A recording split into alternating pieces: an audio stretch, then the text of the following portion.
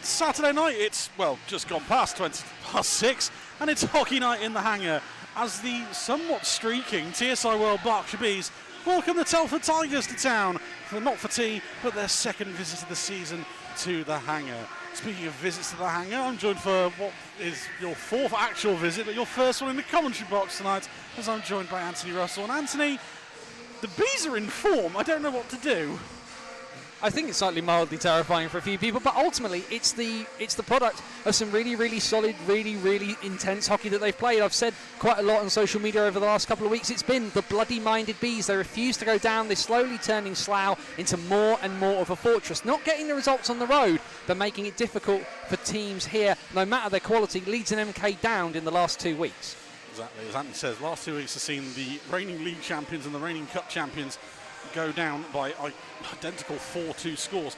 The league table going into tonight as it stands, obviously still not pretty for either of these teams. The Lightning are top of the top pile, 54 points from 35 games. The Knights, they beat the Sheffield Steel Dogs last night 6-1 to close that gap down to 1 point with 1 game in hand. They face the Swindon Wildcats this evening, who are 3 points behind them. At the foot of the table, the Berkshire Bees have closed the gap to 8th to 11 points with 1 game in hand on the Solway Sharks. The Tigers sit in 9th on 26 points. And Anthony, I've said it with Chris and Tom in the last few weeks as well, we're at that point of the year where the table's starting to break up. It's a 3-horse race at the moment at the top, there's a middle pack of 4, and then there's 3 at the foot of the table, and then the Bees. And the Bees are slowly but surely crawling themselves back into the fight. And irrespective of where those splits come, Joe, we're finding out, as we saw from last week, the Bees beating the Lightning really chucked a spanner into the works at the top of the table. That 0-point weekend the Knights had a couple of weekends ago effectively nullified, and the Knights are now in a position where if they win that game in hand, they're back to the top of the table. For the Bees, it's about winning what's put in front of you. You can't worry about Bristol. You do have to worry about Telford tonight, obviously, and you can't really worry about Solway. They will do what they will do. The only thing for Dom Gabai's boys is to concentrate on what they can do on the ice themselves. They have 1 win over the Telford Tigers in the 3 games they've played so far this year. The Tigers won on their last trip here, and the sad stat for every Bees fan at the moment is of those 19 points, 8 of them have come against the top 3 teams. Shows how frustrating they've been against teams in and around them. Elsewhere in the league, we did tease it earlier, obviously, the Leeds Knights are away in Swindon. You haven't seen this graphic yet. Here it is for the fun ones. Elsewhere in the league tonight, the Hull Seahawks 1, Peter Phantoms 2 at the end of the first. The Wildcats and the Knights start at 6:30. We start at 6:30. 7 o'clock face-offs between Sheffield and the NK Lightning and the Solway Sharks and the Bristol Pitbulls. We will keep that updated through the night for you. Your teams for this evening, firstly with the home side, the TSI World Berkshire Bees. They line up as follows. 2, Adam Rossbottom. 5, Ollie Nanks back from GB duty. 6, Louis Allen. 12, Hallam Wilson. 15, Ty Cathcart. 19, Will Stead. 21, Marcel Ballas. 23, Dominic Gabai. 24, Dan Rose. 27, Josh Smith. 33, Ralph Sesenis. 71, Josh Kelly. 74, Liam Morris. 88, Josh Martin. 94, Stuart Mogg. 95, Jacob Hansen. Net minus 42, Max Wright. And 45, Dean Skins. No Preston Sims and Roman Cathcart there with the Streatham Redhawks this evening in Chelmsford. And no Ollie Hemmings-Mayer. He is with the Slough Jets down in Solent in the Southland Cup semi-finals. Anthony, a man to watch tonight for the Bees, if you would. I think probably the one that has to be said. He's pretty much been the man of the hour in the last couple of weeks, and it's Ralph Sesenis. He's come back obviously after that lengthy layoff. But he's hit the ground running, 3 points in 3 games. Technically, if he plays the remaining 24 games, he's on for 24 goals. But the thing that we've known about Ralph Sesenis, you and I have watched him for many years, the ability has always been there, and he's come in, landed, and he's hit the road really quickly, which is what the Bees need if they're going to close that gap into the playoff spots. You just see them getting ready there on the behind-the-net cam. They'll be taken to the ice shortly. Our visitors this evening, the Telford Tigers, a bit under strength, but they line up as follows. 3, Ryan Leese. 4, Adam Harding. 11, Eric Henderson. 12, Dan Rose. 13, Harry Ferguson. 16, Finley Howes. 18, Joe Aston. 23, David Thompson. 26, Deacon Fielder. 28, Devon Skoleski. 38, Thomas Byrne. 39, Louis Newell. 49, James Smith. 77, Scott McKenzie. 91, Rhodes Mitchell-King. Netminders 30, Bradley Day. 34, Josh Minns. Anthony, a lot of injuries for the Tigers. They let Vladimir Luka walk earlier in the week. They announced that Jake Price obviously out for 10 months, and we send our best to Jake. Obviously, never nice to see a nasty knee injury like that. They are a wounded animal tonight. They have shown obviously that they are a lot better at times maybe when they are under strength, particularly in their first visit here this year. for you, a player to watch for the Tigers this evening? Well, for me, it has to be David Thompson. He hasn't played since the 30th of November, picking up that broken finger playing against the Leeds Knights. A massive long layoff, missed a large chunk of time, and it's seen that sort of rotation of imports. Jason Silverthorne's been back on the ice for the Tigers for a little while. As we say, Vladimir Lucas stepping down into the Tigers 2 side. He's playing against the Billingham Buccaneers this evening. The terrifying prospect that'll be for anybody in North 2. But for me, it's Thompson. He came in along with Henderson, made a massive impact, and then it's been injuries. As you said, Telford unfortunately has been injury after injury. They will kind of be a little bit of a what if for many people this season. What would have happened if all of these guys had been fit? But you know he's going to be chomping at the bit this evening, back on the ice, going to want to come in and make a big impact this evening as soon as he possibly can. He was very good in the first game here, picked up 4 apples in that one, mainly on the link-up with Eric Henderson. Tonight, interesting thing for the Tigers, only 4 recognised D-men is the big issue. If you look on the National League website, they have listed Louis Newell and Adam Harding as additional defensemen.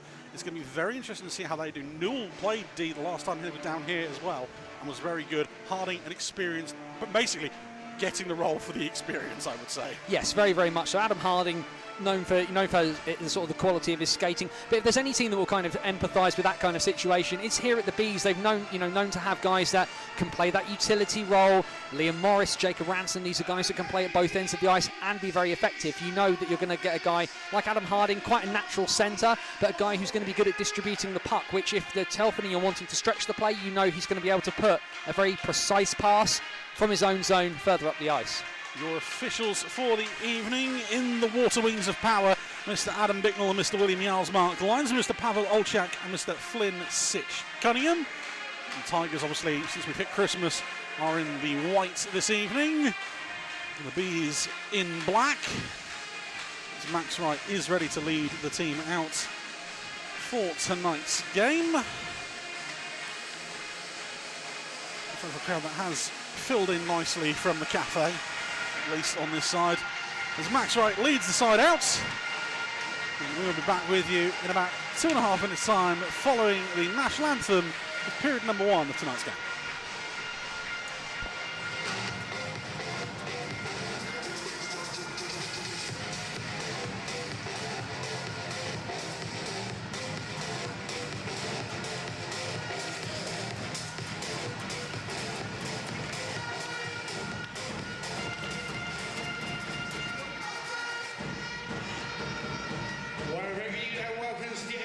Slow Ice Arena, the home of your TSI World Berkshire Bees. To open tonight's game, we do a ceremonial puck drop, so please ask Adam Rossbottom from the Bees and the away team captain from the Telford Tigers to step forward as we welcome Noah Howlett to the ice as he does tonight's ceremonial puck drop.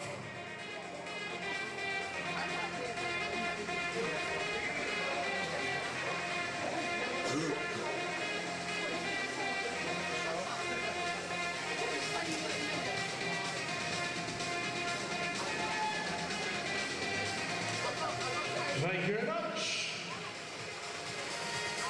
Ladies, if you're not already doing so, please stand and remove any headwear as we now play the national anthem.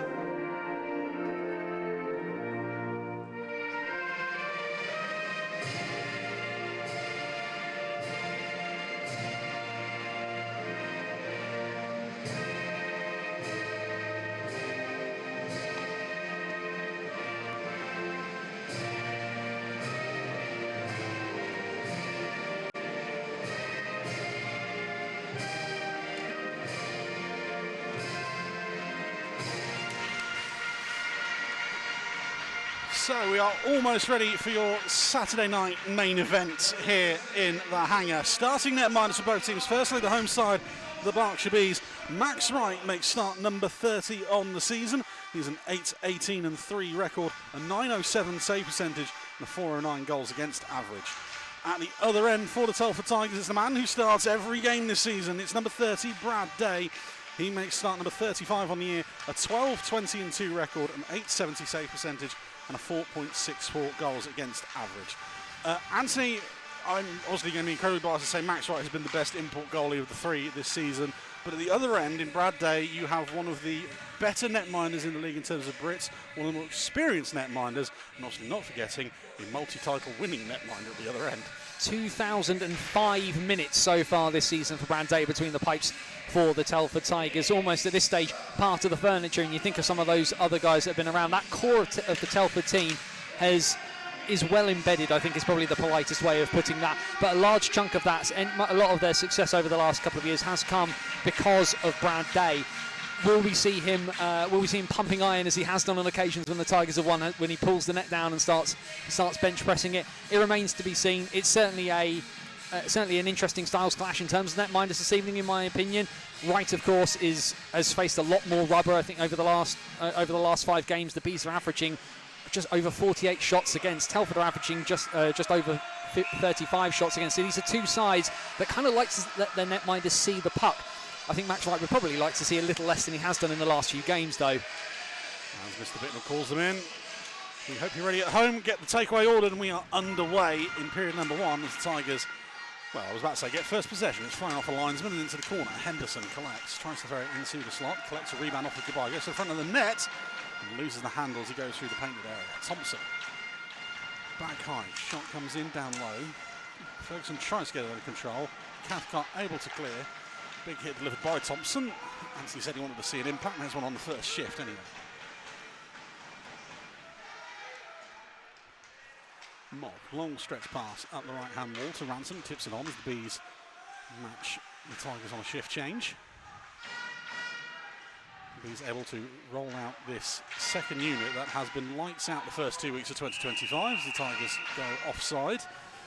Banaz, Sesenis and Ross Bottom combined for 2/3 of the Bees' goals so far in 2025. I'll be looking for that to continue. It's a pretty impressive set of stats for a line, especially with a new guy coming onto it as well. But certainly if you're Don Goodbye, you will be wanting a little bit of offensive support. Good opening shift though for the Tigers, some really good early pressure from them. Well, they're in over the blue line once again. Drop pass is blocked, collected by Scott McKenzie. Can't quite get the handle on it as it goes out the zone. Morris, first loose puck, gains centre ice, thrown in. Sesenis in the corner, gets bumped by McKenzie. Back to Kelly, shot from a distance is kicked aside by Day. Tigers will clear, icing signalled, and is caught.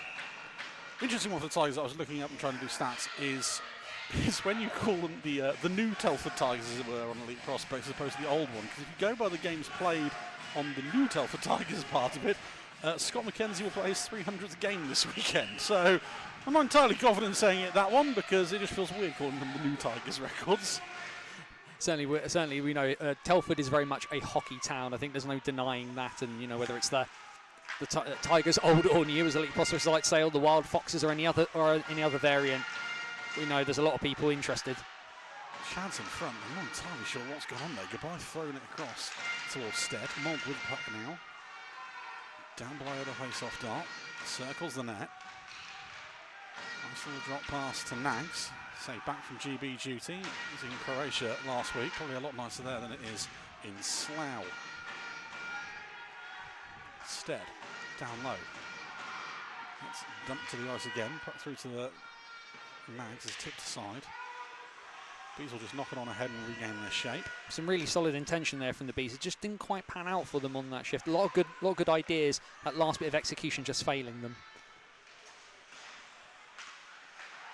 Henderson pinned against the boards, able to shovel it out to Thompson. Gets over the blue line, stopped by Dan Rose, who's taking a shift at the back with Ty Cathcart. Thompson also takes a tumble in. They see the bodies. Morris up to Smith. Rose. The no-look drop passes are back. They weren't working last week. Tigers get over the blue line. Shot towards right. Punched aside. Wilson bats it down ahead of Ferguson.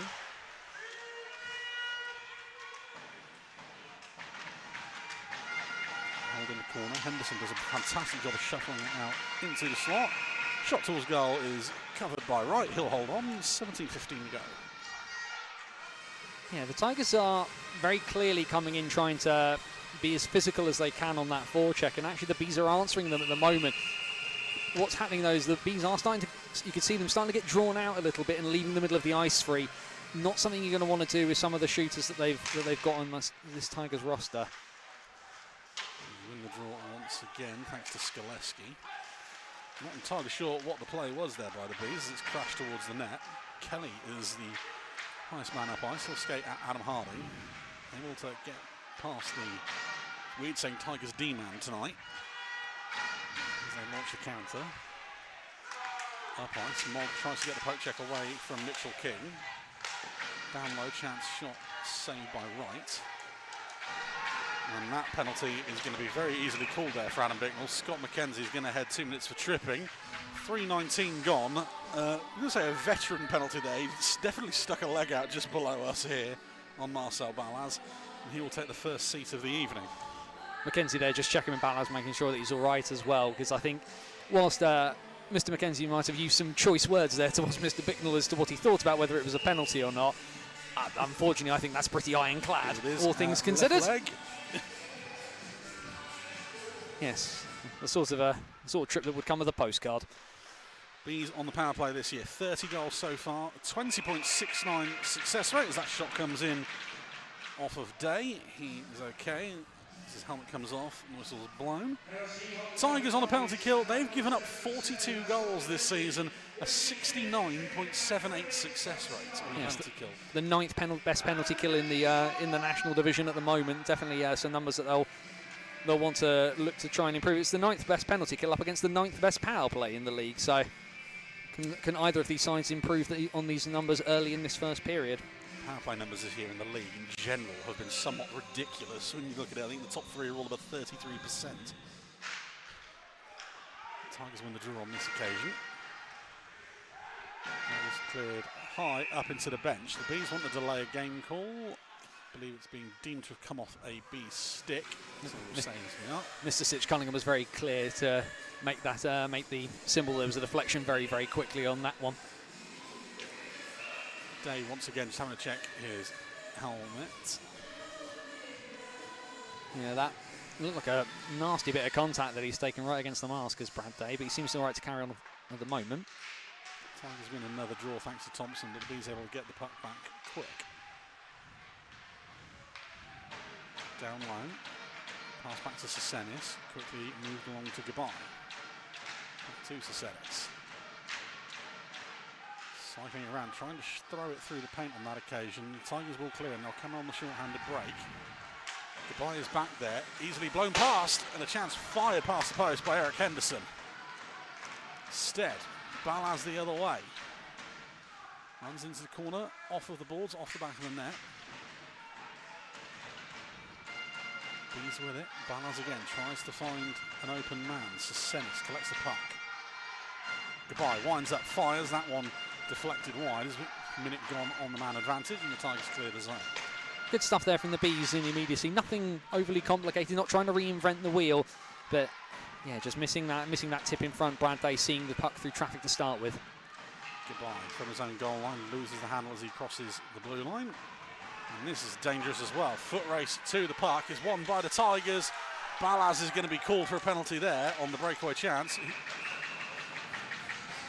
As it's finally called. And Balaz is going to be called for a hook. No further signal. 4:46.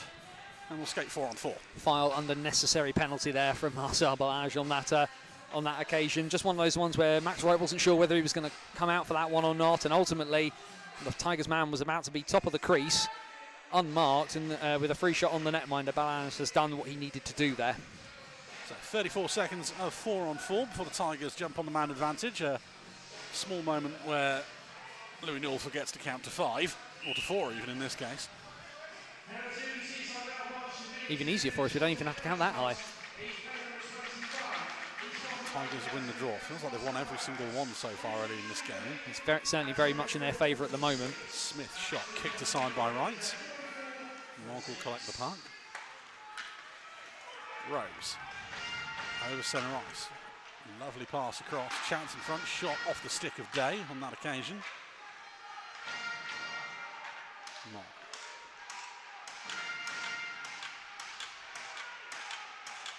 He's just trying to keep the puck as far away as they can at the moment. Shot far towards goal is wide. The Tigers return to full strength. McKenzie straight out of box, straight on the puck.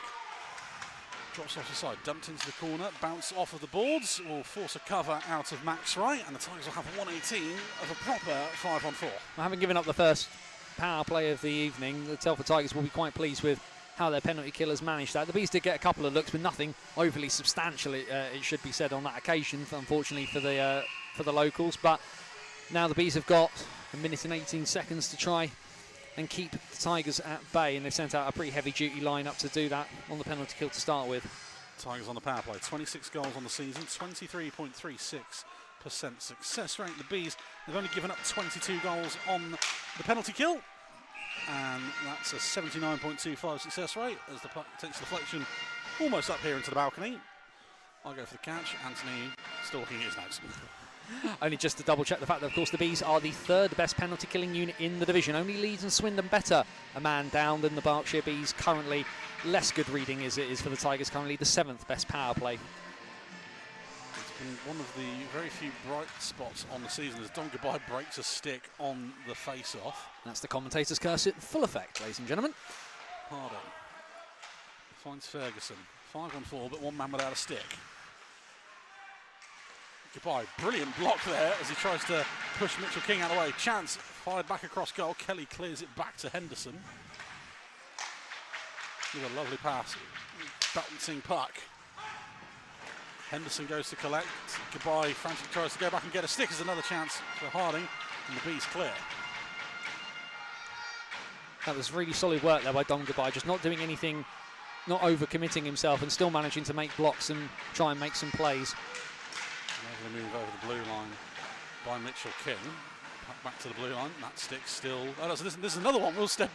Alan Wilson dropping that one. Backdoor chance. Ferguson tries to go back across goal to McKenzie. Deflection takes it wide. Henderson. Tigers look to reset before Balaz is out of the box. Henderson closes the angle down. That one swallowed up by Max Wright. He'll hold on. 3 seconds left on the man advantage. Some really good puck movement on the power play there by the Tigers, actually. I think they certainly stretched the Bees' penalty kill unit a bit there, and then almost sort of slowed down a little bit too much too quickly as they tried to kind of re-establish what they were doing, and it let the Bees get their shape back. Bees not afraid to chuck this second line out, knowing Balaz is coming out of the box. But can they actually win the face-off this time? Not with Zennis, I don't think. There we go. Tigers win the draw again. Howells. Balaz out of the box as Bees kill another penalty on the season. Thrown towards goal, blocked by Cathcart.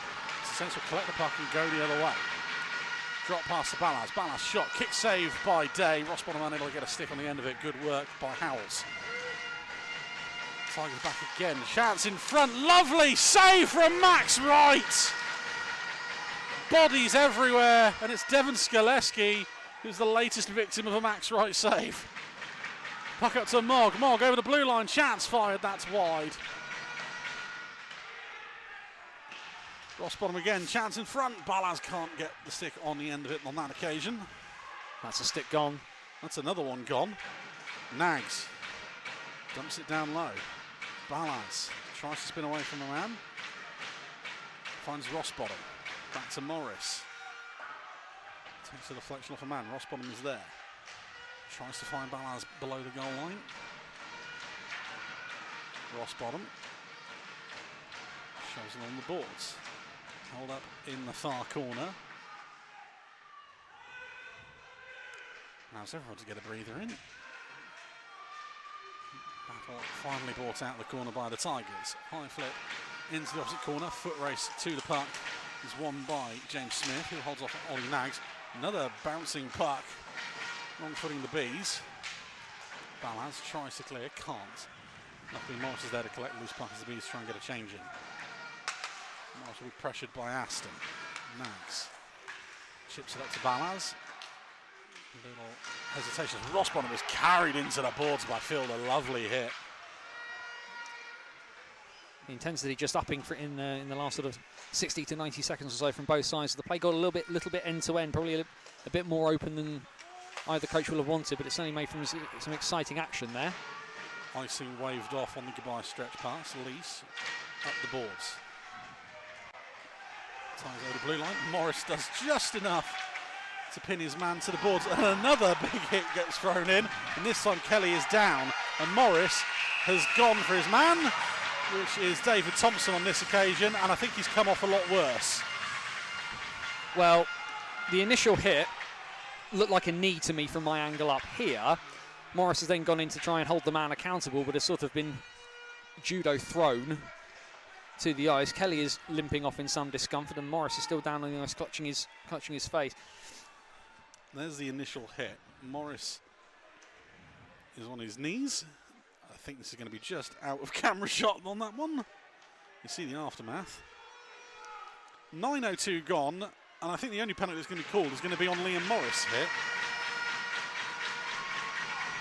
That's certainly an unfortunate turn up for the Bees. Certainly, if I believe the officials are probably going to have a conversation about this one here, because that initial hit on Josh Kelly is not something I would personally deem as legal. But whilst everybody's having a chat about that, now the play's actually stopped.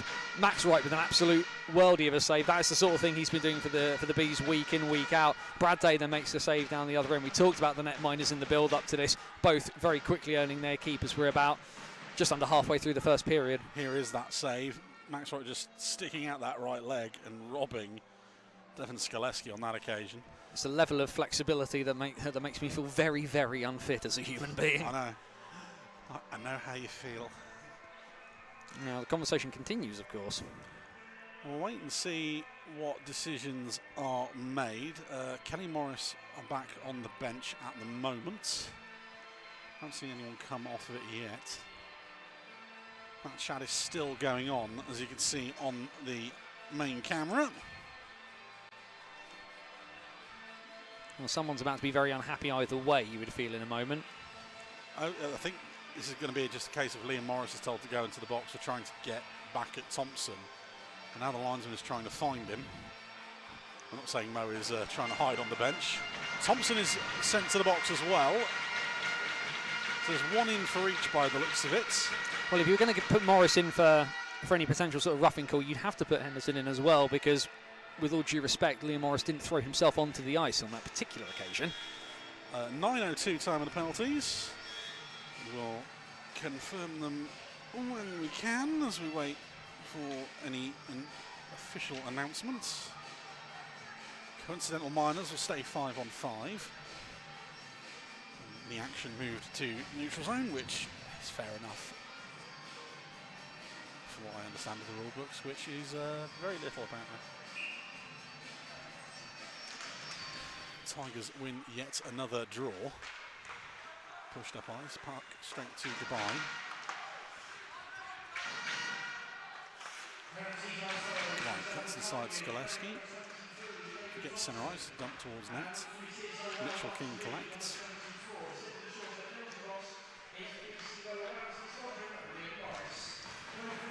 Tigers, cross-ice pass is deflected. Both Morris and Thompson received 2 minutes for roughing.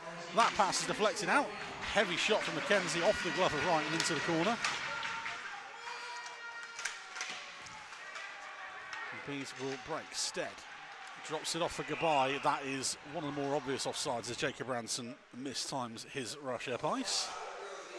So it's 2 each for roughing there on Morris and Thompson. And we'll obviously keep an eye out for Josh Kelly.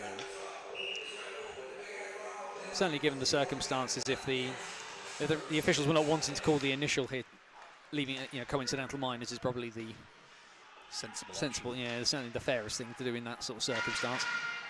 Henderson able to shovel it up ice.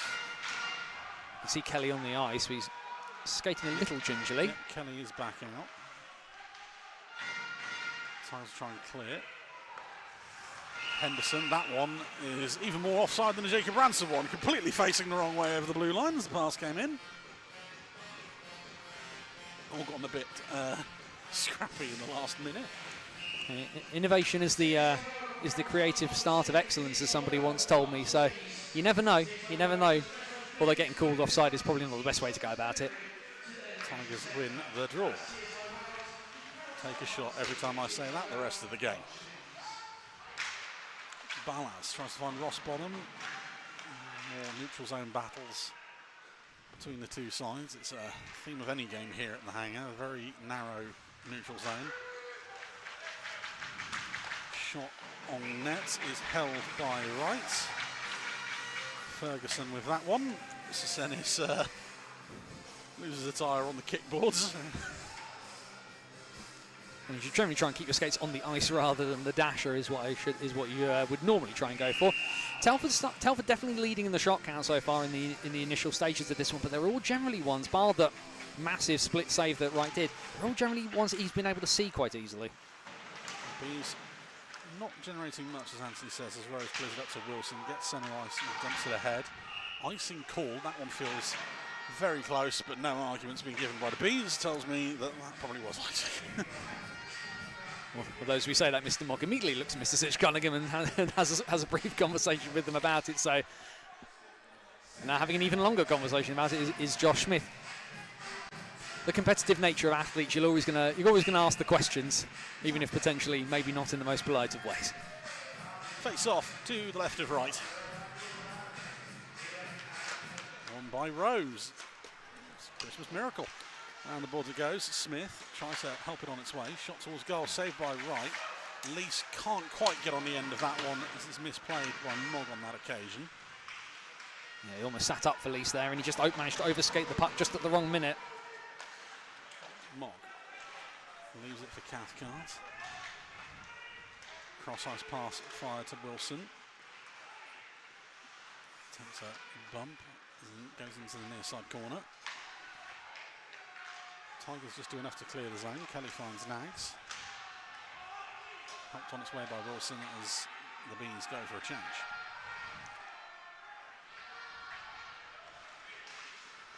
Tigers straight through the centre of the zone. Skaleski drops it off. House, another kick save out of Wright. McKenzie back to the blue line. That one just wide from Harding on that occasion. Allow the Bees to get control of the puck. Tigers change forwards at least.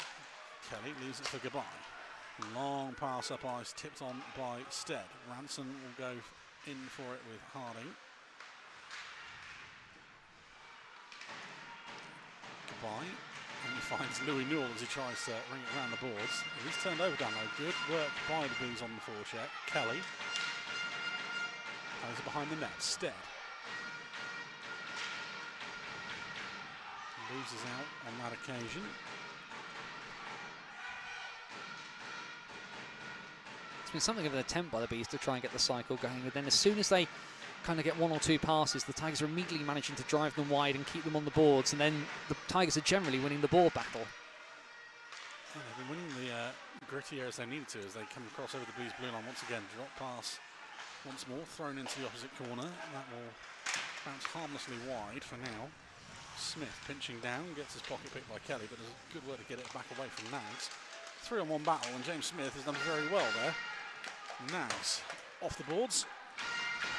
Stead will chip it on its way, and only hit a linesman. An audible noise from Mr. Olshak on that occasion. I believe that's Mr. Sitch Cunningham. Sitch Cunningham even. He's had the wind. If he's had the wind taken out of him, he's bearing it very well. Balance turns, goes through the centre of the zone, tries to go through three white shirts, can't. Cathcart will just get centre ice, fired this time off of Olshak. Rossbottom, back to Cathcart, he'll throw it in down low. Bounce almost deceives Brad Day, he'll hold on, that will allow Morris and Thompson back to the ice. 6:28 remaining in period number one. Ty Cathcart was a neat little idea there. A lot of people will have probably been expecting the puck to go sort of straight on net, and instead sees a little bit of a gap, tries to ping it off the end boards and try and catch Day sort of looking in the other direction, or at least not anticipating what's about to come. Unfortunately, just didn't quite seem to pop out. The Tigers are doing a really good job of keeping the top of Day's crease clear for the most part. Tigers come away with the puck once again. Mitchell King, long pass, batted into it well high down below the Bees net that occasion. Cathcart tries to find Balaz, misread on that one. Tigers once again. Byrne Off the Zamboni doors from Thompson as it falls to Mogg. We'll send it round to Sesenis. He will get on his skates. Skates right at Adam Harding, goes coast to coast, goal line to goal line at the same time, and then loses the handle as he goes through the Tigers face-off dot. Cleared up ice, foot race to it, icing waved off. Kelly and Skaleski rattling for that one. That was really good work by Skaleski to get that drawn out as well. Skaleski back high. Chance saved by Wright. He'll hold on. Whilst you wouldn't necessarily anticipate Deacon Fielder as being the, being the immediate sort of person that's sort of chucking goals. Got 1 goal, 3 points in the year. The Tigers need to get some better quality shots. And Max Wright, Wright's a really, really good keeper in terms of keeping himself square to the puck. There's not many shots that are coming at him at the moment that are really making him think too hard. Howells back to the blue line. That one blocked, unfortunately, by Skaleski on that occasion, as he's tied up with Rose. Get the puck back on this occasion. Drops it off, lovely puck moving again. McKenzie, that one's a deflection over the Bees net. Morris is there to collect it. Ball battles, the Bees try and just clear the zone more than anything. And Wilson does a fantastic job just getting it past the blue line. Takes a little bump from Fielder for his troubles. Turnover, dangerous area, Morris. Bees mishandled that one again. Another brilliant piece of work there from Liam Morris. He loses out on a poke check by Lease. And now Lease and Morris are making friends. The Tigers look to clear. There was a little tug on the back of Morris's shirt there at one point as he was trying to start to skate away. It's no wonder he was a little bit unimpressed with it. Battle in the corner once more. Fielder. Shoveled along. Tigers will look to bring the puck the other way. Henderson gets on the end of that one. Drop pass. Not able to get a shot away this time as Harry Ferguson. He's tied up by Goodbye. Henderson again. Tries to find Ferguson in the slot. Tried to thread the needle to the Scot. And Max Wright just sticks the glove out and snags it before it gets there. A dangerous situation there as we kind of get a bit of the replay in front there, but you can see that from a positioning standpoint as well. Ferguson in a matchup with Ollie Nags. Nags, of course, not the biggest of defensemen, but he's done well to try and hold the man at bay and give Wright enough space to stick the hand out and get a hand on the puck. 4:06 remaining in the first. Goodbye wins the draw. Mogg will help it around the boards to Wilstead. Under pressure from Henderson. Bees can't clear as it's just held on the blue line. Shot blocked away by Wright. Henderson off the skate at Goodbye. Tigers still with the puck. Shot deflected wide on this occasion. Back high to the blue line. Shot in traffic in front. That takes a deflection and it trickles past Wright and in. The Tigers have generated a lot of chances and finally they get one to go through. I believe it's going to go to Eric Henderson on the tip in front. 16-19. Yeah, that's definitely going to go towards Henderson. He's the one who's managed to get that last bit of a stick on it. And I said to you a few moments ago that the shots that Wright was seeing, they were coming pretty much straight at him, and the Tigers just work the classic of all things, get a shot from distance, put it on net, get a man to get a stick in front, and that deflection has taken it through Max Wright. And the Tigers, who have probably generated more of the offense, go ahead as we head into the latter stages of the first period. Goal number 11 for number 11 is Eric Henderson. It's point number 36 on the season. We'll get the assist too when we can. Makes him joint tops point scorers for the Tigers with that one for the moment. Thrown up ice, icing waved off.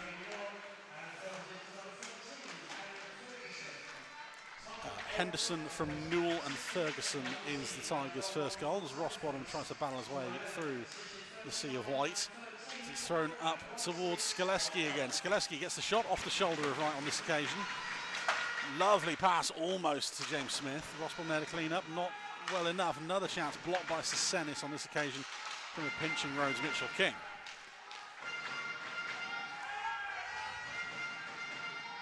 Cathcart will just throw that one up ice. Icing called. 2:47 remaining in period number 1.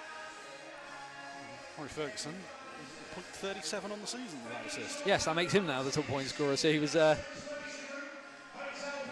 It was a tie for all of, well, 5 seconds. All of even less than that, of course. But yes, that now puts Henderson on 36, Ferguson on 37. So Ferguson now stands alone as the Tigers' top point scorer in the National Division for this season. For now. Another chance in front, tipped, save right, rebound McKenzie, save right. The Bees really struggling to get the systems going so far. Yeah, the Tigers are starting to become finding it easier to kind of get some of those chances. And like I say, it's all well and good relying on Max Wright to stop the ones he sees. But the one that they got somebody in front of and he didn't see has gone in. The Bees cannot afford to give up the top of the crease in the middle of the ice to the Tigers, who are starting to, if you'll pardon the pun, get their tails up a bit. Bees win the draw, cleared by Mogg. Icing waved off due to the amount of sticks playing, that was it. Hovered around the boards. Rose jumps the pass in front of McKenzie. Tigers able to turn it over. Lease finds Skaleski. Tigers able to break past the Bees, forechecking over the blue line. Bit messy there between Skaleski and Howells, and allows Kelly to break the pass up. That one turned over to Josh Martin. Martin will step over the blue line. No one for help. He just fires a shot across day as the Bees go for a change. Goodbye, able to get on the end of it. Martin, big heavy hit in the corner. Lease gets it away from Goodbye. Goodbye able to, well, tries to battle back past the young defenseman. Brilliant work from Lease there to keep the Slovak at bay. Tigers break once again. It's thrown across from Ferguson. No one there in a white shirt in that far corner. Kelly able to clear. And to Rose.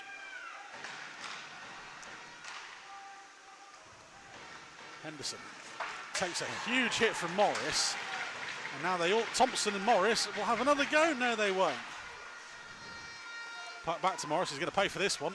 He knew that was coming, and there's that penalty coming on David Thompson. And now Eric Henderson's just gone for one behind the referee as well. And now there's more scrums going on. 18:53. There's people starting to feel like they need to kind of take account for some bits and pieces that have happened earlier, and a few choice words going on just down below our commentary position here.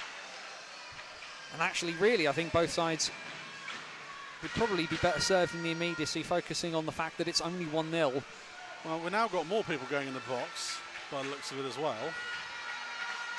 Thompson is in the box, we know that, for 18:53, and it looks like Will Stead is going too. Well, Stead, there is a Tiger down below us. Eric Henderson is walking behind the Bees DJ box and the penalty boxes here. I don't know if it's a case of, we had it last week where Spadafor and Mitchell were given twos with this long left as coincidentals, and the ref just said, look, do you know what, go to the changing room and cool off now. Yeah, it's within the referee's discretion to allow guys to do that, and given where we are 67 seconds from the end of the first period, tempers are starting to fray a little bit there, and there was a few hits that were beyond the realms of legality of the sport of ice hockey, and actually letting guys go back to the room, cool off.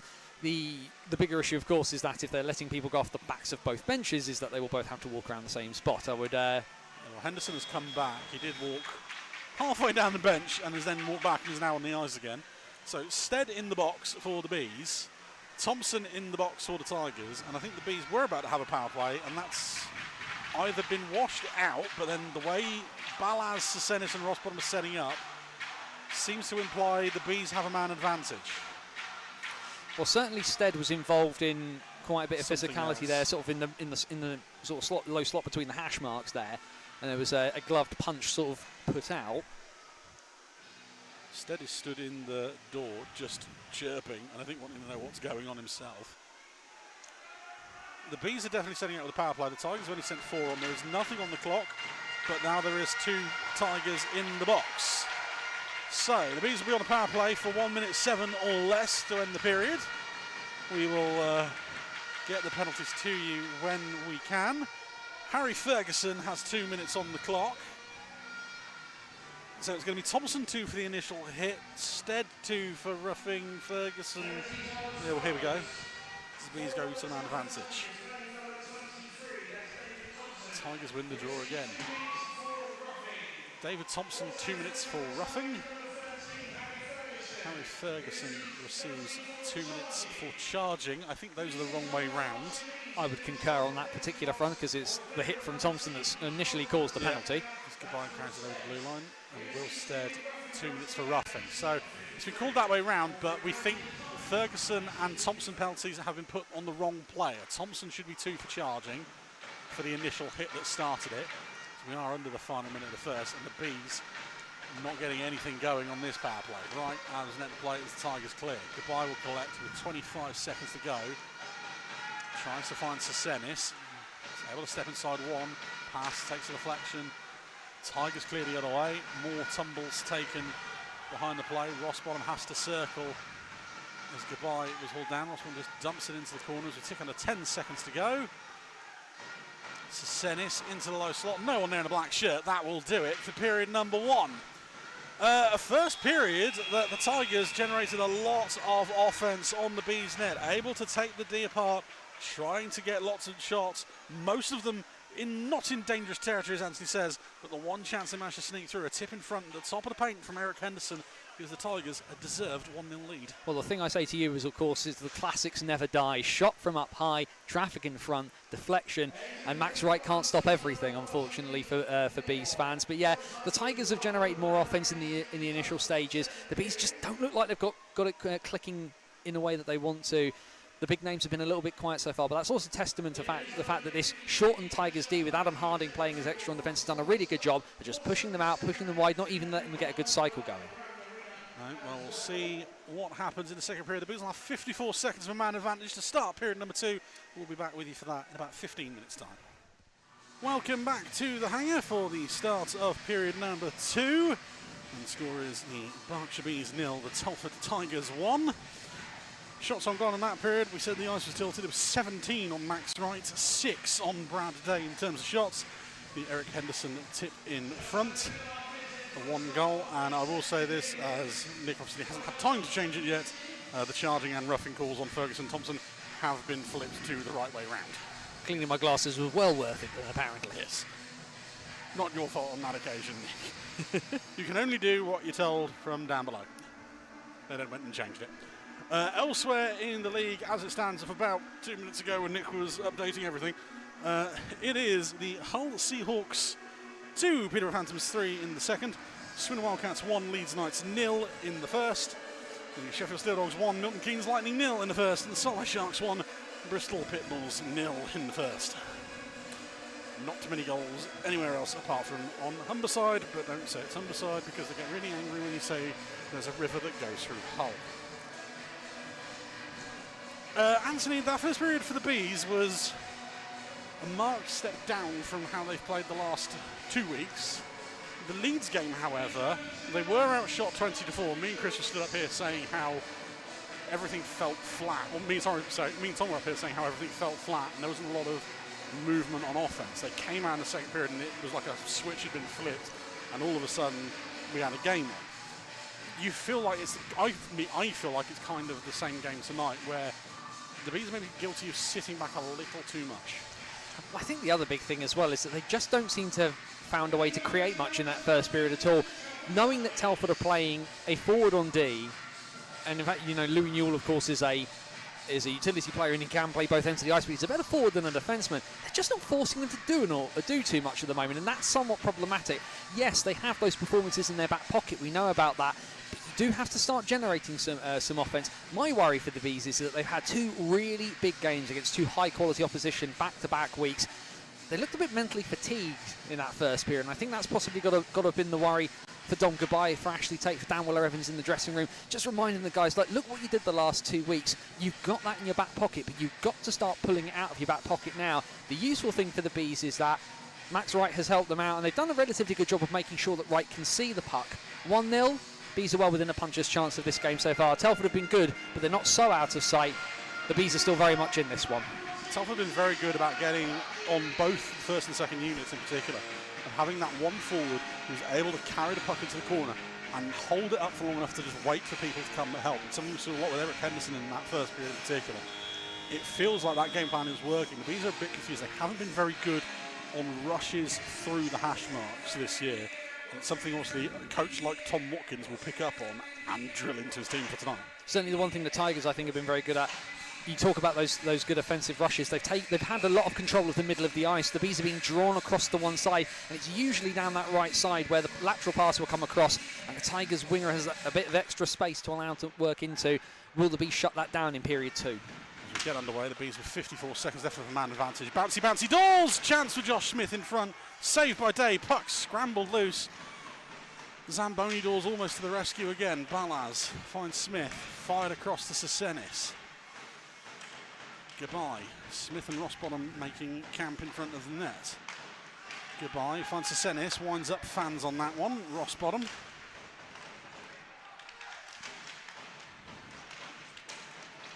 Balaz up to Goodbye. 20 seconds. Shot saved by Day. Back to Sesenis. Over to Goodbye at the blue line. Download to Balaz. Bit too much vim on that one from the coach. It bounces straight off Balaz's stick. Tigers will return to full strength. Balaz. Shot fired over the bar of Day on that one. Collected by Balaz. Mitchell King bearing down on him. And able to break the puck away from him. Given straight back to him by Scott McKenzie. Puck to Goodbye. Chance. Brilliant block in front from Mitchell King. Balaz down low. Goodbye. Finds Balaz again. Chance blocked once more. This time McKenzie as Wilson tried to hold him up in front of the net. Puck falls back to Wilson. Bees once again, very good start to this period anyway. Tries to throw it towards Martin. Bounces off the boards. Balaz sticked aside by Day. The Tigers recover and McKenzie will just carry it up ice. Drop pass. Almost picked off again by the Bees.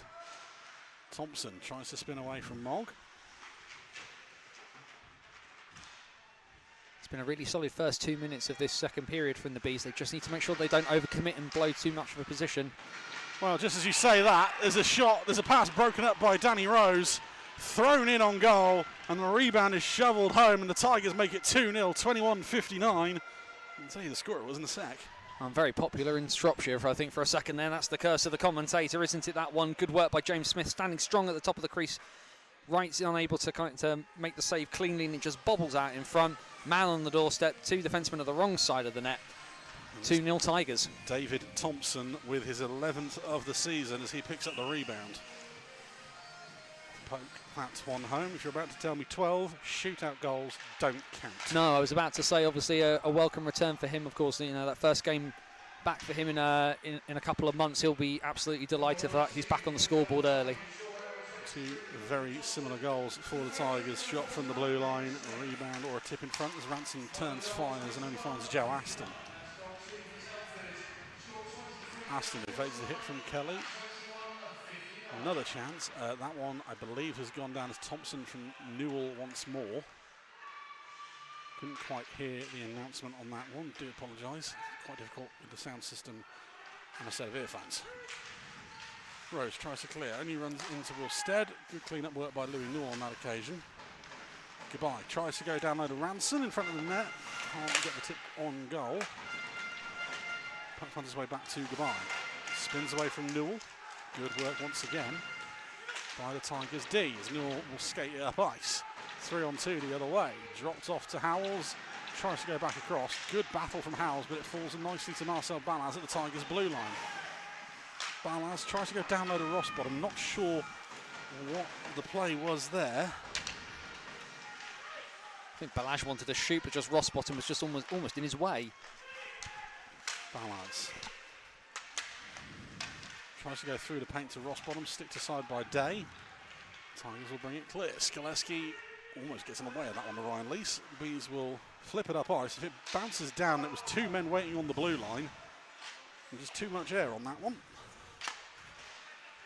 Fielder finds its way to Thompson again. Tries to draw a man out of position. Lovely little toe drag.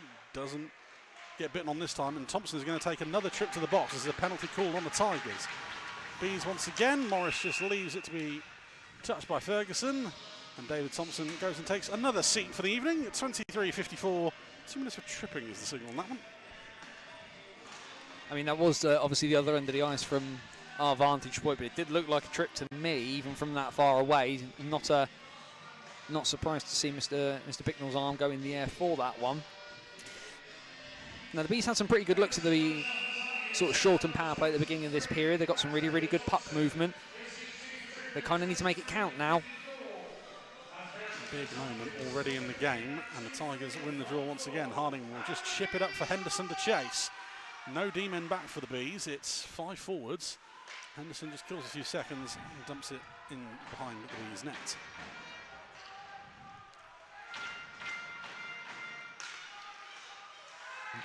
Bees up ice. Sesenis shot, kick save, Day. Stead tries to get away from Harding. Lovely little pick play from Louis Arsmart there. Isn't well received by Marcel Ballas. No, unfortunately for Marcel Ballas, the referees are not able to just blend into the wall.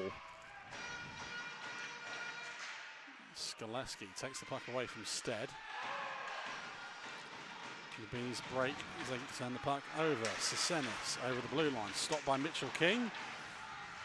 He clears the blue line and then gets knocked over by Stead. The Bees seem to be doing an awful lot of just complaining for penalties at the moment. I think both sides are a little bit guilty of that at the moment, rather than just kind of carrying on with the play. But there is a lot of stick work going in from both sides in all quarters here, rather than just kind of getting on with things. Both sides just need to stop just focus on what they're doing. Well, here's Dom Goodbye as Brad Day has kicked the goal off. There's no other words for it on that occasion. It will cause a break in play. 45 seconds left on the man advantage. Well, a name that we're familiar in these parts. That was a Joe Watkins classic. That was.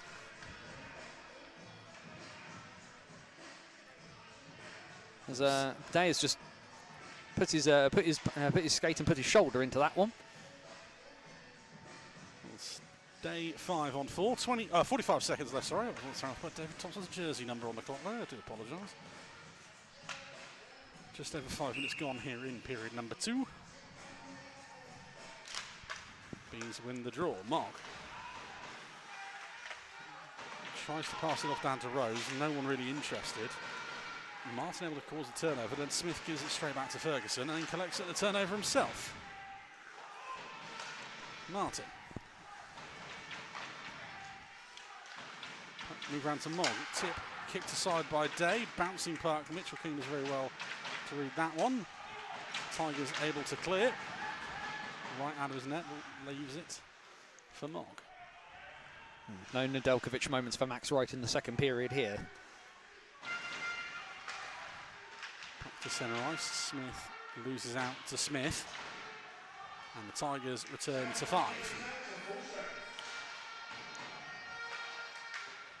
Tipped ahead by Smith, foot race to it. Josh Martin will get there ahead of Newell.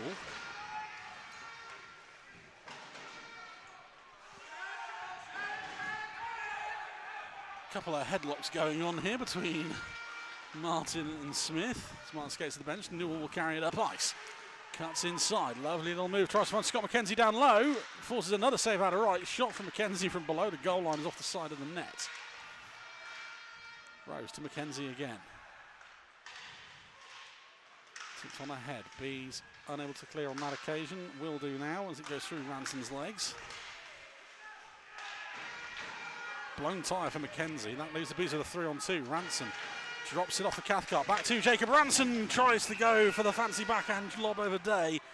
It's off the netminder's shoulder and he keeps it out. That was a good bit of intent though from the Bees there. We talked about the fact they've not created a lot of really kind of good gilt-edged chances. And two guys that you may not necessarily anticipate as being the ones to do that. Ty Cathcart and Jacob Ranson, known for their sort of chippier, physical, forechecking sort of edge. Clearly had the idea, clearly had the little bit of the mental link-up going. And then you can see what Ranson's tried to do. He knows that he reckons that Day will be anticipating the forehand shot and instead gives it a little bit of the backhand. It just wasn't to be. It was a bit too easy for Day in the end. Ferguson, a heavy hit in the corner, legal. The retaliation, not so much. He takes a tumble instead. Here we go. It's just getting silly now from both teams as the Bees come over the blue line once again. Morris, who's always making friends. Tigers try and clear. Kelly sees that one coming this time. Puck into space. Stead, goodbye. Tries to draw a man out. Back high, Kelly chance fired wide.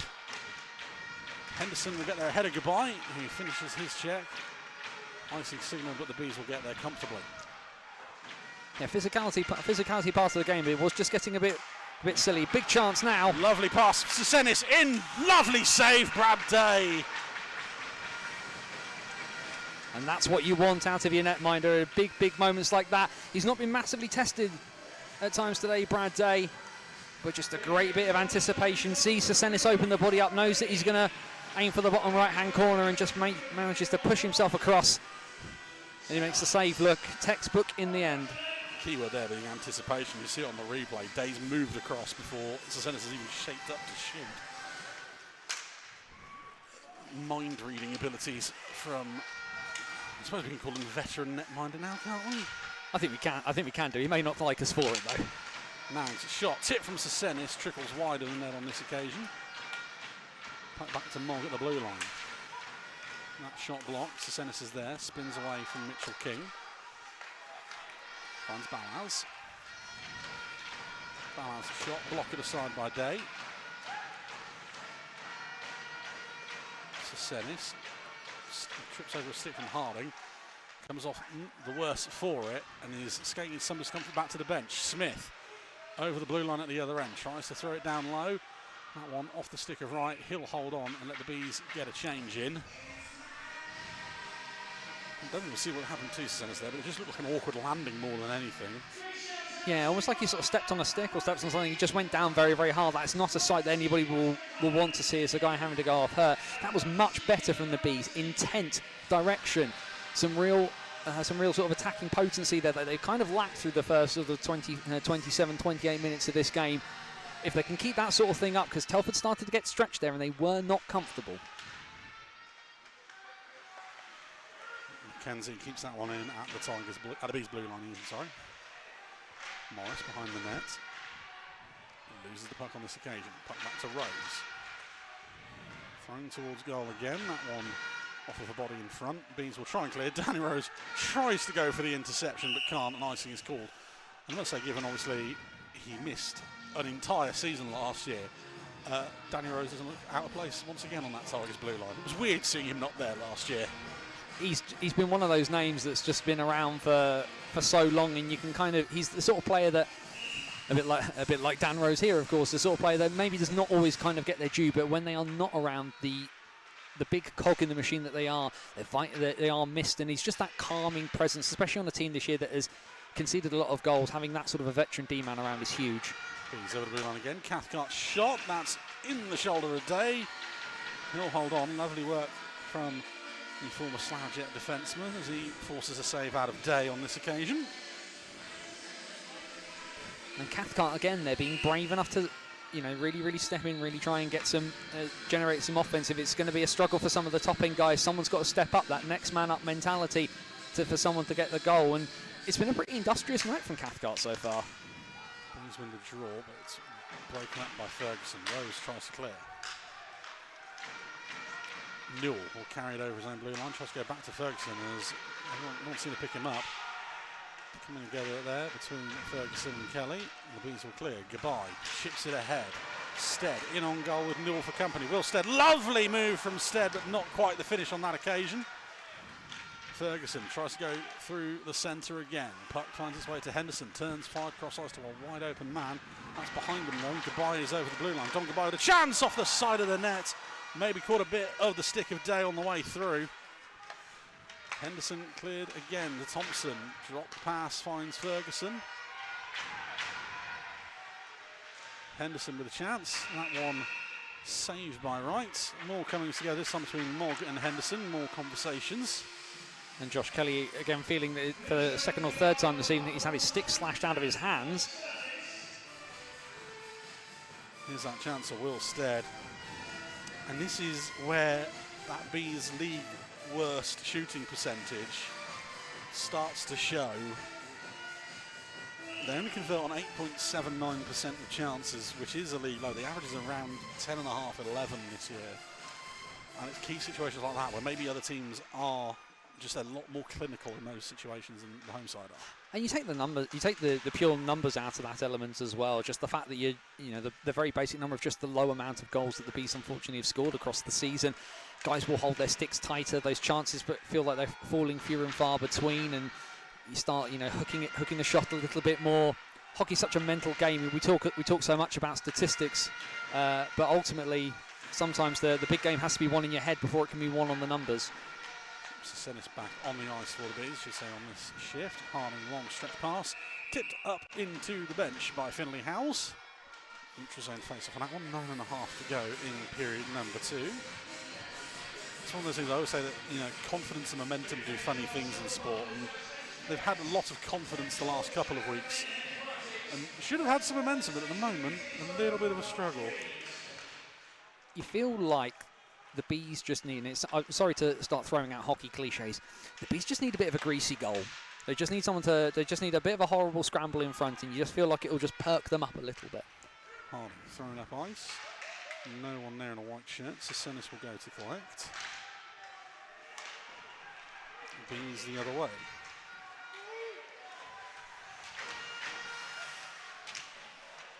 Morris in the corner.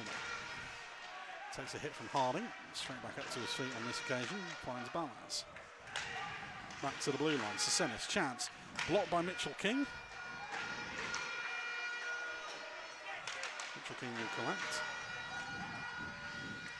Rose Mitchell King is just such a fantastic player to watch. He's so calm and collected so often.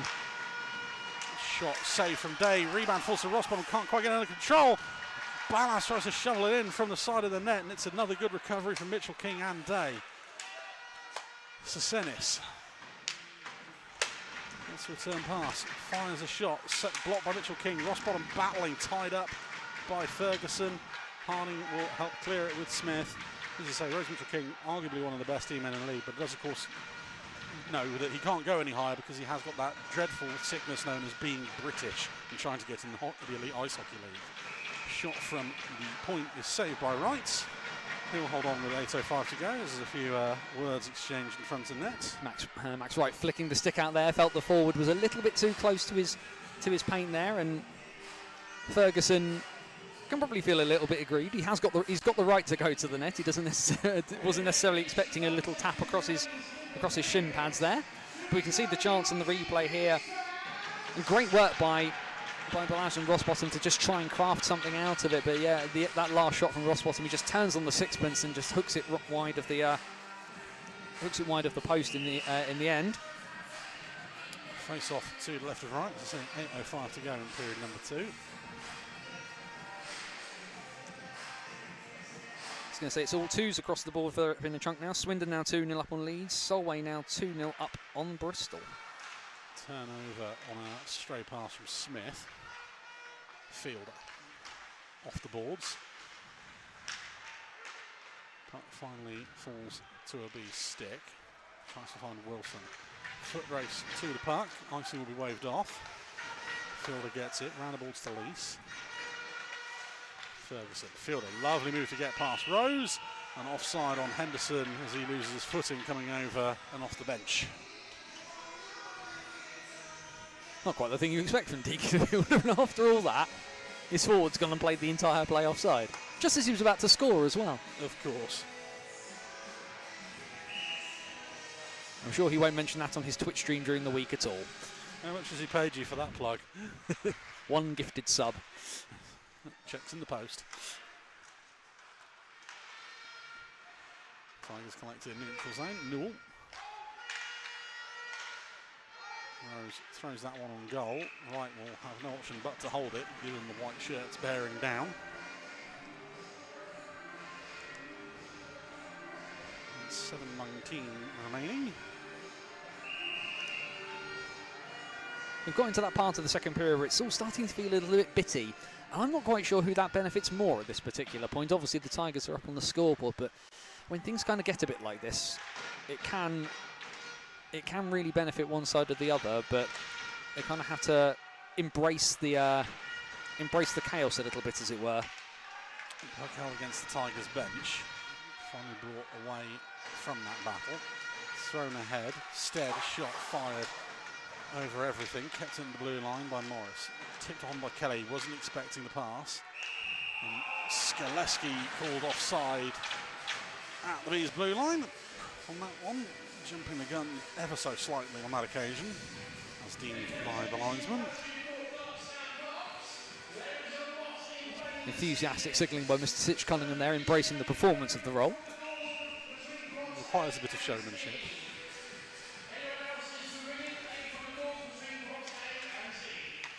Tigers win the draw. Harding.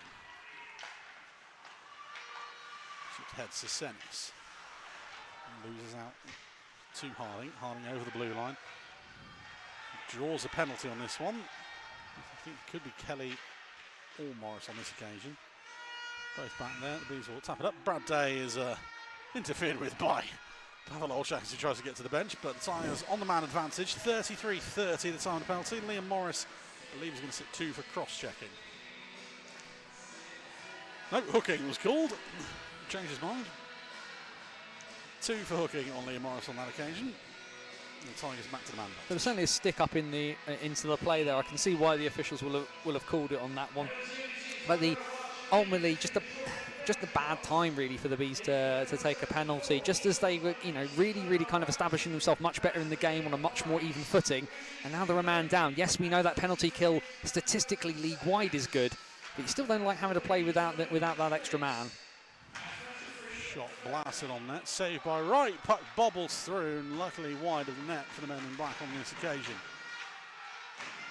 Fired back across, Henderson under duress, back to Mitchell King. Chance, save right, rebound all the way out between the face-off dots, and luckily cleared. Right, very clearly unhappy with some of the action going on in front of him. He's giving Mr. Bicknell quite a talking to. Mitchell King is just weaving his way through everybody. Mitchell King stops just outside the face-off circle.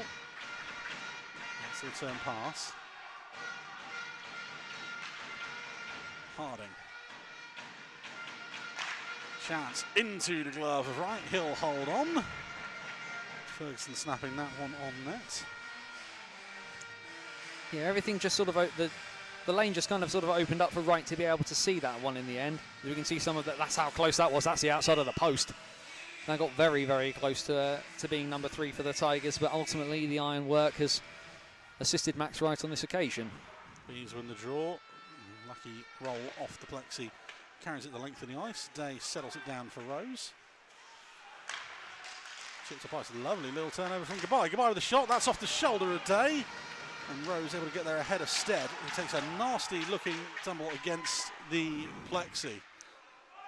I must say, it just looked worse where, not because of the hit, I should reiterate, just for where he's landed. He's landed right on the lip of the board, and the Tigers come the other way. Howells at the other end. Drop pass, no one there in a white shirt. Bees once again the other way. Goodbye. Tries to draw a man out of position, instead just fires it into the glove of Day. Momentum carries it in Dolsley. No intent on that one from the coach. He'll hold on. 4:55 remaining.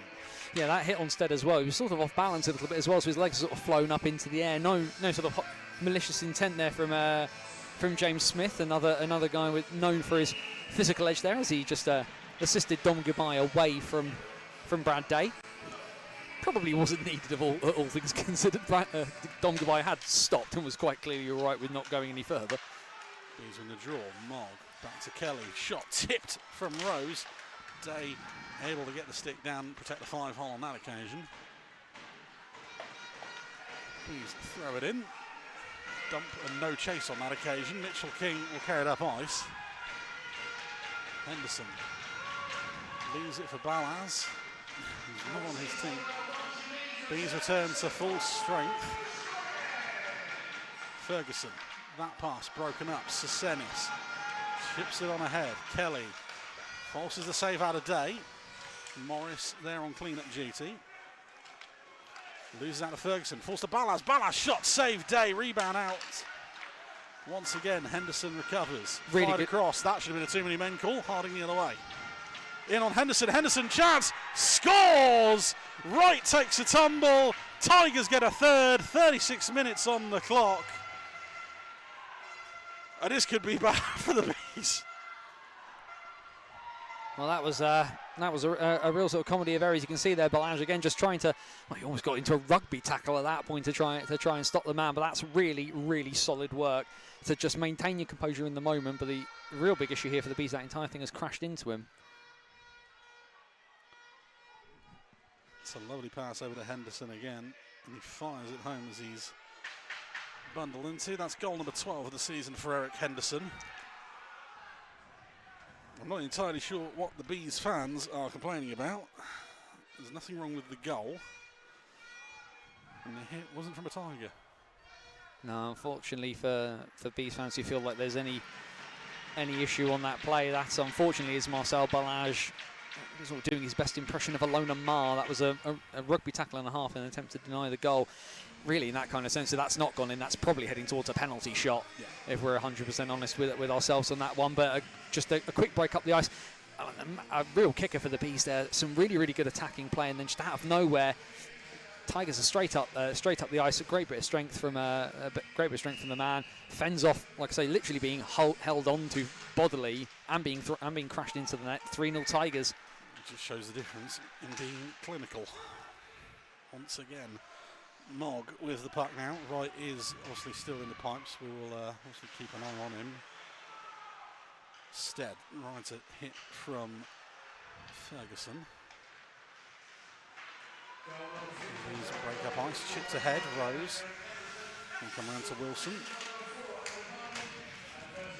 Smith. Wilson out of the corner.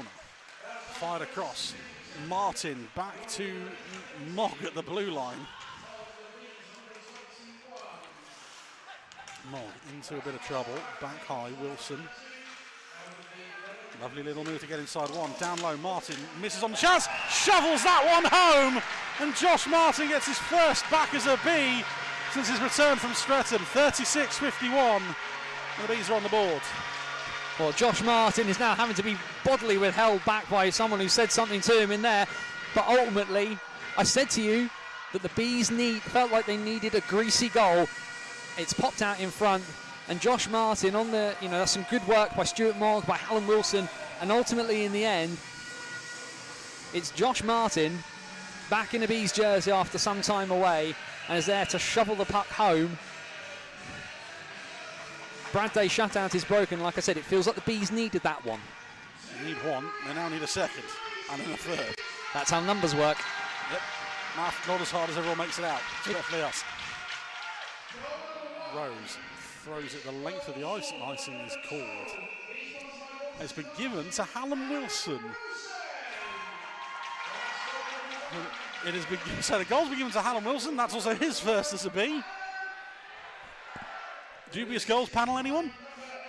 I do wonder whether that one will be changed, but congratulations to all sides. It's somebody's first goal of the season. Like I said, ultimately a great bit of work by the Bees' third line to just not give up on the puck, not give up on the play. Actually got a little bit of a cycle going. The Tigers weren't quite as physical in terms of getting it away, and they've ultimately paid the price for it. Martin with an assist. There is a further assist. I'm going to guess Stuart Mogg, but we'll confirm it in a second.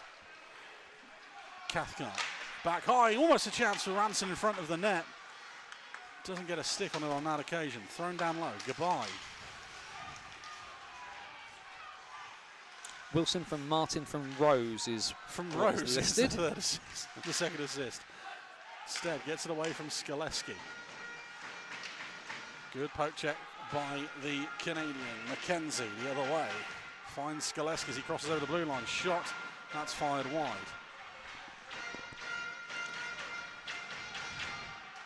You just feel if the Bees can get a second before the break, they will be very up for it in the third. If they give up another one now, it's curtains, as the Tigers have struggled to count to 5 here and still somehow managed to get an offside. Only 4 men on the ice. One of them in a battle position. Final 2 of the second period. As you say, this is a really, really big 2 minutes here for the Bees. The one thing they cannot do is concede at this point, because ultimately we said they were within a puncher's chance. We can throwing out the cliches that the 2-0 lead is the 2-goal lead is the worst lead in hockey. But ultimately, the Bees have just got to use that momentum, because that's the big thing mentally the longer you go on. We talked about not being clinical, but if you keep shooting and not get past the keeper, that starts playing on your mind. They've beaten Brad Day now. Now they know they can do it once. They need to be able to do it again. Harding collects past his own blue line. Little chip and chase into the corner. Balaz gets there first and shoves it along to Mogg. Turns and fires, collected. Ferguson tries to step inside Mogg. Down low, Henderson. Back to Harding at the blue line. Gives it back to the forward. Down low, tries to shove one in. And that one is saved by Wright. Turned over again. Thompson with a chance. That one held by Wright. And Max Wright is really not liking the attention he's getting at the top of the paint tonight. No, but this is the job of his defenseman. They need to be clearing guys out of the way. Max Wright should not really necessarily need to be doing so much of this work himself, but there is a stick kind of left in there from Harry Ferguson, and Ferguson's been has been very, very big about trying to get into Wright's kitchen, as they like to say in North America, trying to unsettle the netminder. And actually, Telford will be happy with that, seeing a netminder react, seeing him getting uncomfortable. That can only benefit Telford going forward.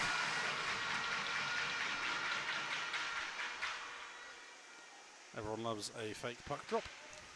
That one is dropped on this occasion. Battle down low. Bees will try and clear. Balaz will try and carry it himself. 2-on-2. Tigers will help Cummings into the final minutes. Sesenis swarmed by two Tigers. Newell chips it ahead, right out of his net to play it.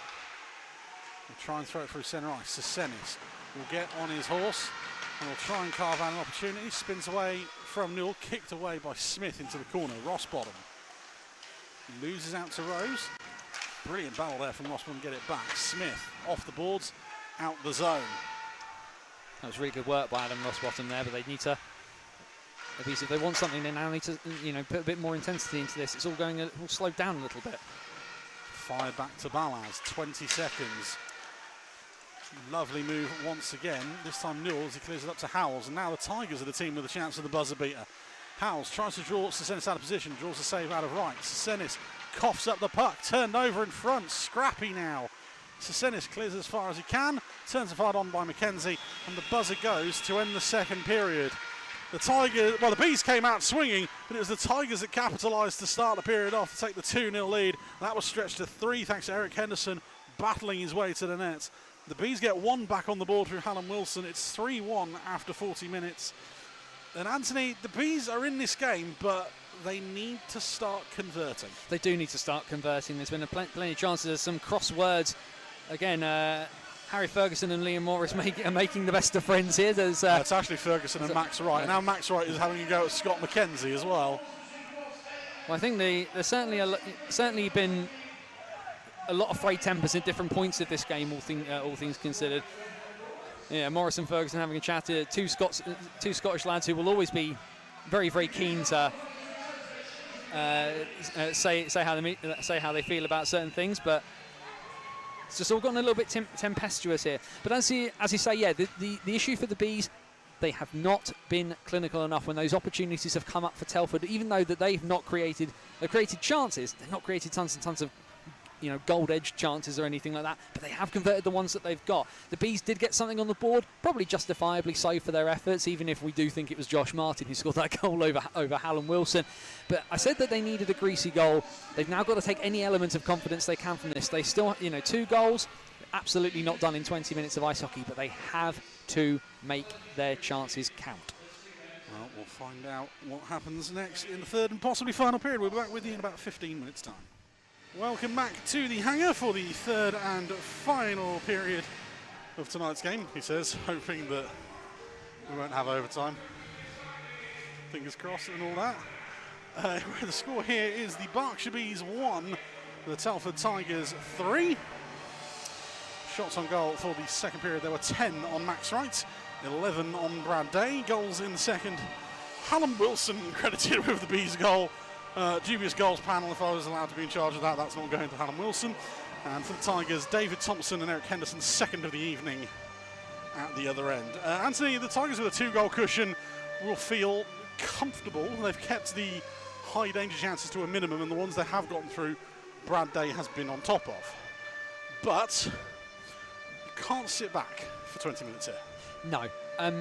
The temptation to kind of game manage against a team that is struggling to generate offense will be very, very high. But the best way to game manage a team out of it is to put them out of sight, and that is by putting more goals on the board, especially when the Tigers, let's face it, have been relatively clinical. Yes, the shot count does tell a story. It probably hasn't told the full story of things today, or when you look back across the 40 minutes of hockey that we've had so far.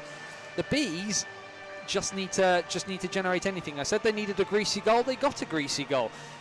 But now they've got 20 minutes to get a minimum of 2, and it doesn't matter how they come. The Bees have lacked a little bit of intensity, a little bit of oomph. It hasn't felt like they fired on all cylinders. You should really have to play 60 minutes to win a hockey game. The Bees are now going to have to try and do it in 20.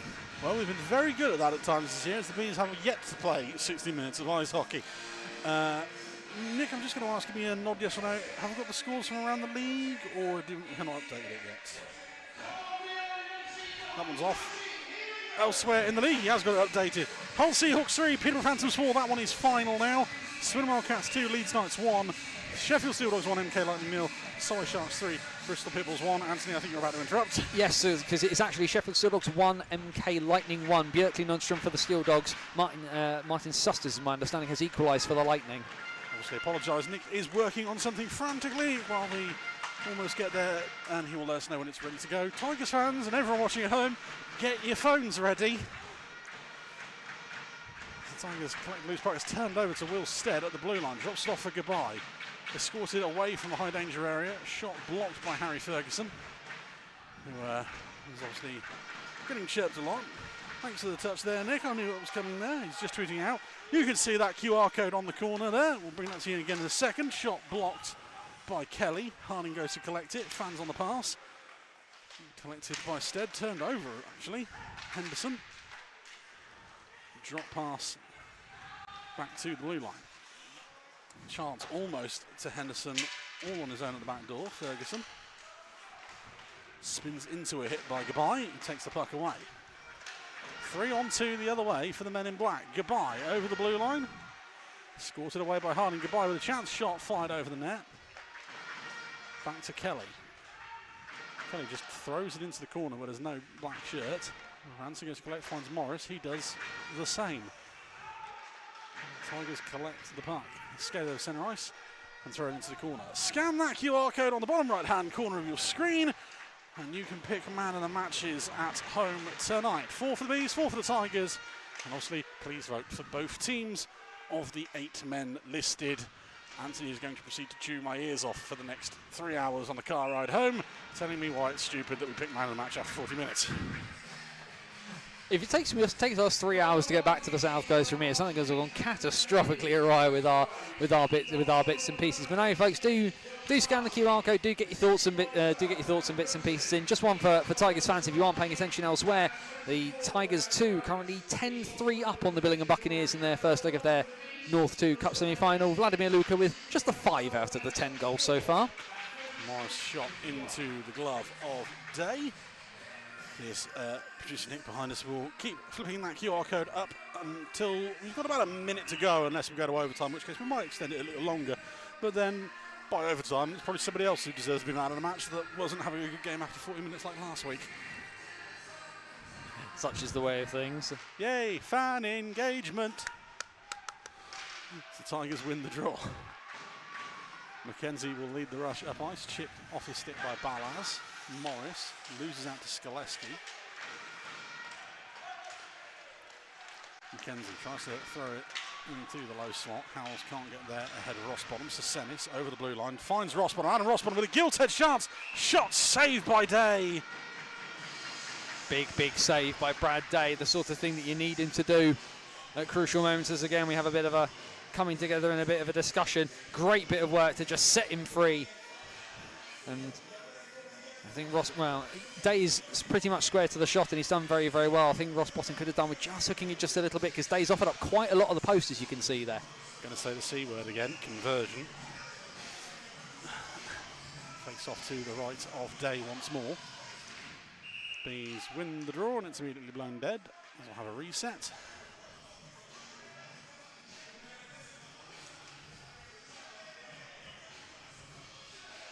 Just a quick hello to Tigers fan Lee Birch, who's dropped the line, watching from home. Probably be very happy with the scoreline so far. Other streams are available, don't worry. And he's usually watching as well, Chris Kelsall at home. He's probably working for the Tigers too tonight, so I don't know if or not he'll be watching this one. We basically spend our entire week exchanging game sheets between each other with the Tigers 2 games nowadays. Rose in the corner, turns away from Harding, loses the puck. Tigers unable to clear. Thrown into the corner.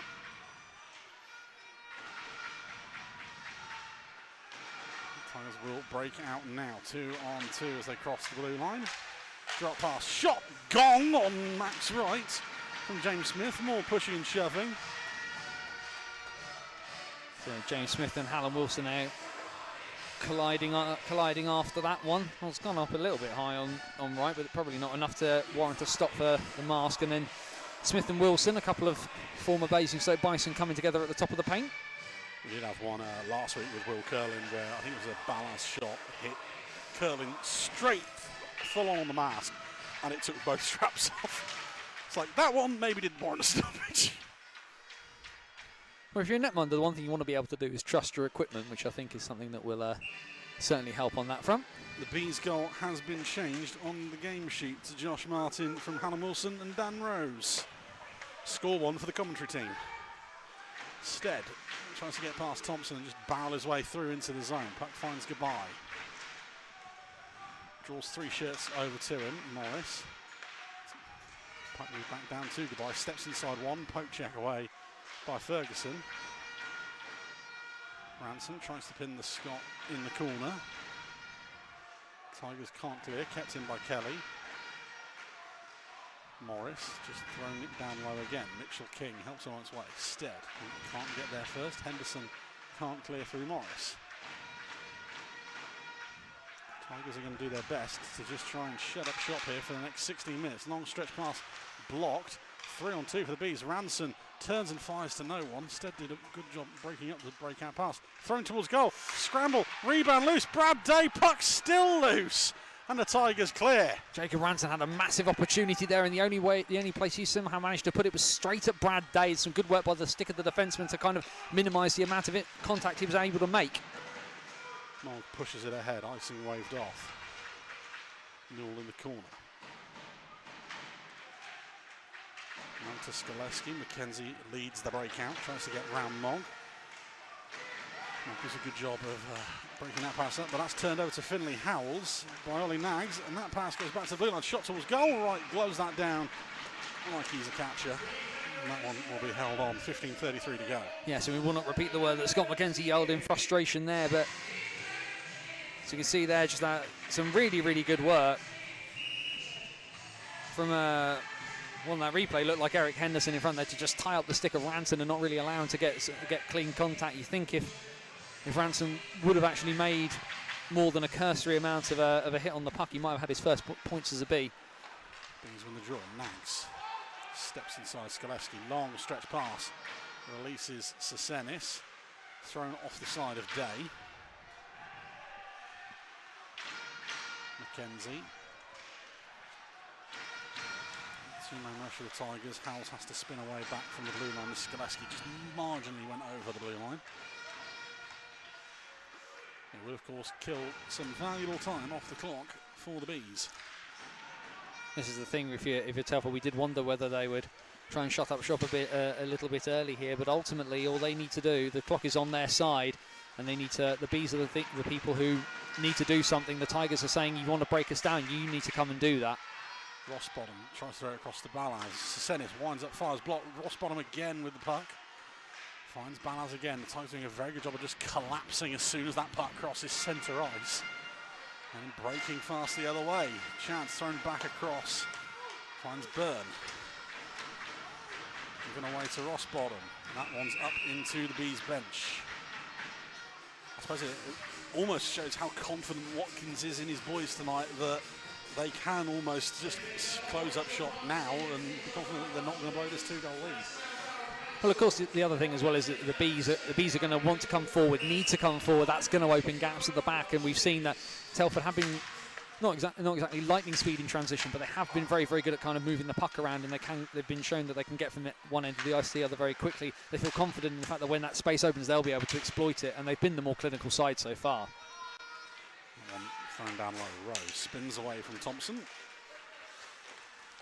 Kane does get the puck back. Wilson tries to break up that pass and sets Smith away. Smith, Wilson's being tied up in front. Smith behind the goal. Puck given away.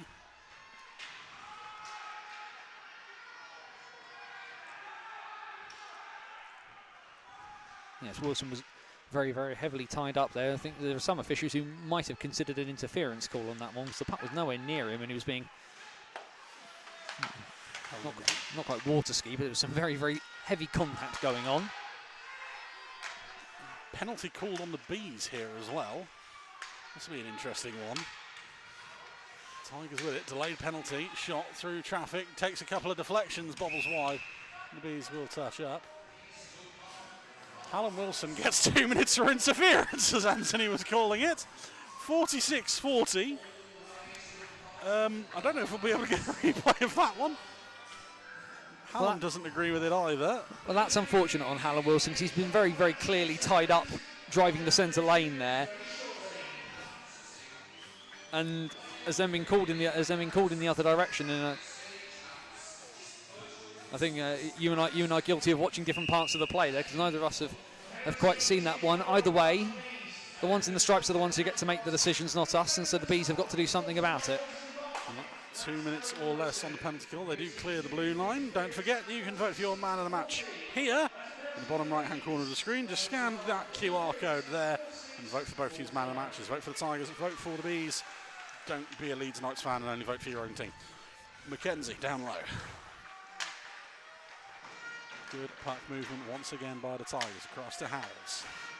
McKenzie is just being allowed to do whatever he likes in front of the net as that shot is on wider than net on this occasion. McKenzie will collect. Back high. The box closing in on this occasion. Shot off the shoulder of right. Rebound falls to Smith, who hits the side netting. High bounce off the plexi. Howells can't get there ahead of Howells. Morris even. Words are hard. Stead will carry it over the blue line. Tries to chip it round a Tiger, but can't. Skaleski back into the zone. That one is given up to Stead. He gets his pocket picked by Skaleski. Howells with the chance, tries to throw it across, deflected off the stick of Morris.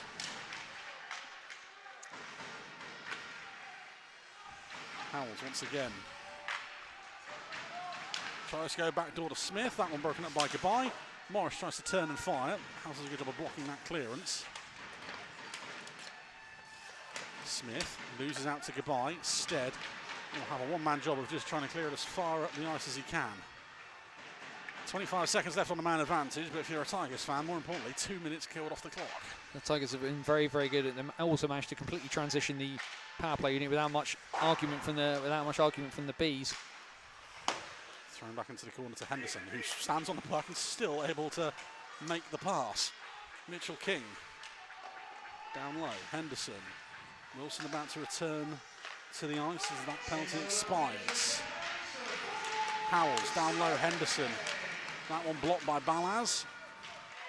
He'll try and go up ice. Tries to find Rossbottom. That pass broken up. Balaz breaks that one up again. Rossbottom into the zone. Drops it off for Sesenis. Not quite to tape. Loses out on that occasion to Henderson. Bees get it back though. Balaz tries to find up a little pocket of space. Fired over the net. Nags. Rossbottom. Turns it over again. Tigers 2-on-2 the other way. Chance thrown towards goal. No one there to collect. Balaz inadvertently finds Mogg, we'll say. Nags past Newell at the blue line. Spins away from trouble. Tries to drop it off. Does. Down low. Rossbottom chance. That one's fired wide. Morris fires that one in from no man's land. That one comes off the leg of the Tigers player, right out of his net to play. Just a bit of a summary of the Bees' evening right there. They get the zone, they get a couple of chances, they go wide, shots blocked off of the legs. They just aren't finding that bit of clean contact when they really, really need it. Halfway through period number 3, Rose loses the puck inside his own blue line. Drop pass is wayward. Rossbottom finds Wilson. Wilson is escorted away from any danger area and just has to throw it in down low. Turnover again. Wilson just throws it towards net. Morris on clean-up duty. Turns, fires, save Day. Puck back out high. Morris towards goal. That one's into the chest of Day. He'll hold on with 9:33 to go. And a reminder again, scan that QR code in the bottom right-hand corner of the screen. Pick man of the match for the Bees, pick man of the match for the Tigers. From the 4 players listed, any and all complaints, just send them to the Bees. Bees at beeshockey.com, I think it is. Can't even remember. If you think picking a man of the match after 2 periods is silly, let them know. And I think there's going to be another penalty called on the Bees here. I think Hallam Wilson may have just talked himself into a 10. 50-27, Hallam Wilson is back in the box. Well, it's frustration. It's a power play. I believe it's a power play. It's another 2 for Hallam Wilson. That one's been called, and the Bees are somewhat confused. And Ashley Tate is off the step off the bench, having a conversation.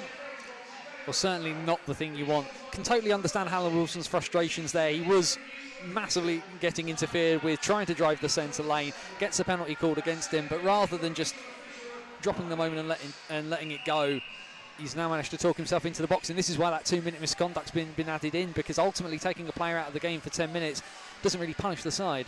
Yeah, 2 minutes for abuse of official on Hallam Wilson on that occasion.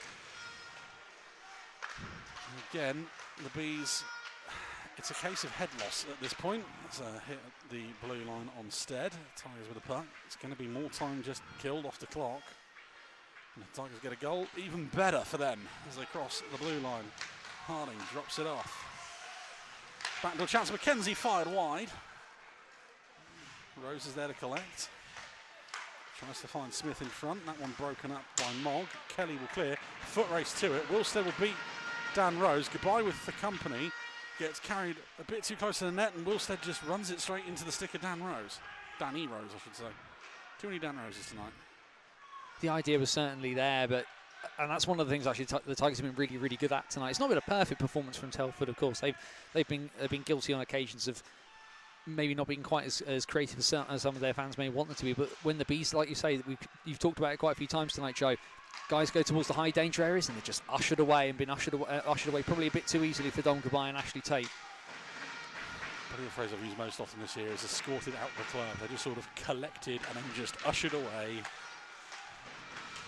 Shot takes a deflection off Bowers. Thompson collects. 40 seconds left on the Wilson liner. Henderson closes down the angle. That one broken up. That one off the post. Couple of deflections. Wright makes another big save. Loose puck in front, and Wright will cover up once more. It's actually one of the ones where Stuart Mogg, being the body in the way, almost sort of worked against him there. Good positioning, has managed to get something on it and stop the chance, but it sat up really, really nicely for the follow-up shot and is rung off the iron. 8:02 remaining in period number 3. 30 seconds on the clock for Hallam Wilson.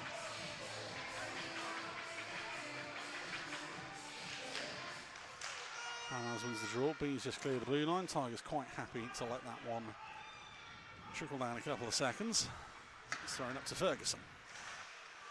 Morris stops him at the blue line. Held against the Bees bench. Sesenis tries to shovel it away from Mitchell King. Harding. Cross-ice pass. Tigers once again over the blue line. Down low for Henderson.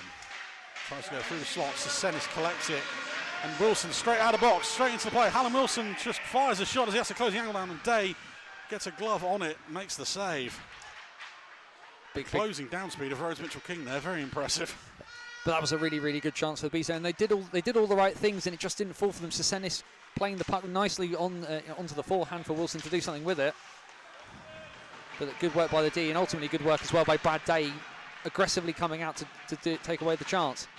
Balaz shot through the paint, through everyone, out the zone and out the other way. Kelly has to collect, finds Stead. It's just getting a bit scrappy. Ranson leaves it for Goodbye. He'll go to front of net. Goodbye shot, that's well wide again. Stead loses out the blue line. 3-on-1 for the Tigers. Offside called. A rather despairing look at the blue line there from Tom Byrne. As he realises he's the wrong side. Good work there from Liam Morris, though. So it's almost staring down the 3-on-1. Just manages to poke the puck a little bit backwards and has just disrupted the flow of everything. Otherwise, yes, it would, Max Wright would have been needing to perform some Superman heroics again. Puck all the way back down by the Tigers' goal line. Chipped ahead, McKenzie. Tries to step inside Ranson and does. Lovely move to the front of the net. Lovely goal, Devon Skaleski. It's brilliance from Scott McKenzie. A lovely pass to Skaleski, and he fires it bar down into the net for his 11th of the season. The Tigers 4th, and it's 53-35, time of the goal. And there's the dagger in the heart. Liam Morris caught, just not moving his feet, and it's just played around him right onto the stick of Skaleski. And he's gone, as you say, an absolute beauty of a shot, bar down. Another guy for Telford who's had injury concerns this year. You wouldn't tell it from that shot. As Anthony says, dagger. Nags almost loses out to Thompson in his own blue line. And that is going to be a rather obvious offside as Ballas took it off of Nags. And Ross Bottom doesn't hear the call. And we'll go the length of the way back the other way. Just frustrating for the Bees there. Just at that point where ticking into the final 10 minutes of the third period, you think about upping that intensity, pushing that little bit higher, putting things a little bit more at risk, and ultimately they've just been caught out. Just one play. How many times have we said the word clinical tonight? Devon Skaleski's little bit of being clinical has probably put this game to bed. Skaleski from Rose and McKenzie. The Tigers' 4th goal of the evening. These will clear it up ice. Brad Day quite happy to come and collect that one. No danger there. As he passes on to me, the Swindon Wildcats are 5-1 up on the Leeds Knights. Rutrow. Ross Bottom. Chip and chase as it's dumped into the corner. Mitchell King gets there first. And still finds Harding. Ferguson, heavy hit from Balaz. That will draw a reaction. Ross Bottom. It draws a reaction, but no penalty, and I don't know why people would be upset with that. Ice hockey is a physical sport. And big hits are there to be Ferguson thrown. flies another one in. And Balaz is down hurt with chance in front. Ross Bottom can't shovel that one in. Day has managed to get something on it, and then there's just more going on, and the Bees have got major head loss going on here. Tigers over their own blue line. Day is remonstrating with the official at the other end. Chance for Harding, blocked by Sesenis, and almost wrong foot's right. And both keepers scored into some unorthodox work there within moments of each other. Turnover again. Tigers step in once more. Deflection off Goodbye this time. Saved by Wright. He loses a stick in the process. Stuart Mogg desperately trying to give him one. And the stick. Stead over the blue line at the other end. Harding breaks that one up. Interesting moment there. Lee Morris with 2 sticks in his hand. That's not allowed, and that should have been a penalty on the Bees again. That one up into the bench. We'll have a break of play, 4:31 to go. Messy. Discretion from the officials on that point from Liam Morris, as he didn't try to use both sticks. As he said, yeah, messy stuff at both ends. But when you fall onto the good, this entirely benefits Telford. They've been better with their chances. They've been much more solid in their own zone than the Bees have at times this evening. And unfortunately, as well, as you say, the Bees are just starting to let their frustration show a little bit here as the puck is dropped, with Josh Kelly having an argument with Mr. Bicknell. Stead away from Howells. Shot not clean on that one. 4:20 remaining. Puck back to Goodbye. Tries to find Ranson. That one poked away. Stead. Backdoor chance. Save Day again. Brilliant post-to-post move from the netminder to stop that one. The best bit of sort of puck movement in that sort of area from the Bees all night, and Brad Day immediately equal to it. Tigers break the other way. Thrown into the corner. Skaleski loses out to Morris. Another errant pass. Mackenzie finds Howells. Finds Skaleski. Almost back to Howells. That could have been highlight reel again. Mackenzie spins away from Gabai. Back high, Mackenzie. Lovely move once again to get round Kelly. Puts in his own. Howells turns, fires, save, rights. 3:20 to go. This is probably your last call for man of the match. Scan this QR code here, pick your man of the match for both teams, and find out who wins in about 10 minutes. Well, the shot there just coming at the end of a period where the Tigers just had the Bees chasing shadows there for a moment. The structure and the shape all gone from the black and gold. Yellow, you're not allowed to call it gold anymore. Are we not allowed? Oh dear. Bees aren't gold. Well, no, but this is not what I was told the colours were for so long, so what do I know? I blame the previous management. Nags clears out his own blue line and quickly collected by the Tigers. And after a shift of immense silliness, it does look like we've almost settled down to something resembling normality for the next 3 minutes. I hope, please. No one needs a suspension at this point. Bounce off of one of the doors, takes it back to the Tigers there, back to the blue line. Thrown down low, Henderson tries to get a tip on that one. That one takes it wide of the net, Ferguson collects. Thompson tries to put on a little half spin on Nags. Like a post move in the NBA, that one. Nags carried over centre ice, under pressure. Tries to step inside everyone, can't on that occasion. Rossbottom off the bench, chips it round Rose. And once again, escorted just into the corners, taken out the club. You don't have to go home, you just can't stay here on that occasion. And one of the more obvious offsides of the night, again, as Tom Byrne jumps the gun on Harry Ferguson's rush. Yeah, the Tigers just guilty there of sort of all going too close to each other, and James Smith is sort of stood on the blue line trying desperately to be onside, and he was, but Tom Byrne wasn't on that occasion. As you say, it feels like we're sort of we talked about whether the Tigers were going to shut up shop. They have. At this point, they really have, and they've done a really good job through this third period of just managing the game beyond the reach of the Bees. Tigers over the blue line again. Chance in front. Another big save. Max Wright. Tom Byrne times it right this time. Beats Morris to the puck and forces a smart glove save out of the Canadian. You just see there, it's just that Burns just got that extra step on Morris. And yeah, the pass just comes across clean, crisp, everything you want it to be. Just like the chance that Gabai had down the other end was. Everything was perfect. And netminders, of course, are here. Their job is to spoil the party.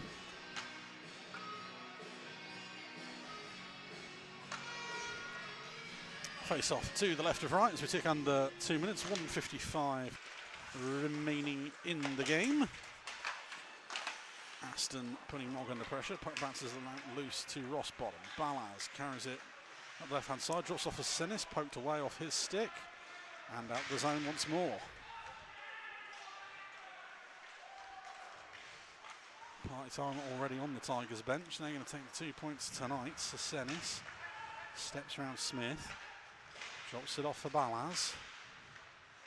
Mogg steps inside. That one's off the blocker of Day. Good idea from Mogg there. He took that extra step into the middle, faked out the man that was in front of him, and saw that top corner appear, but Day able to throw the blocker out and stop him.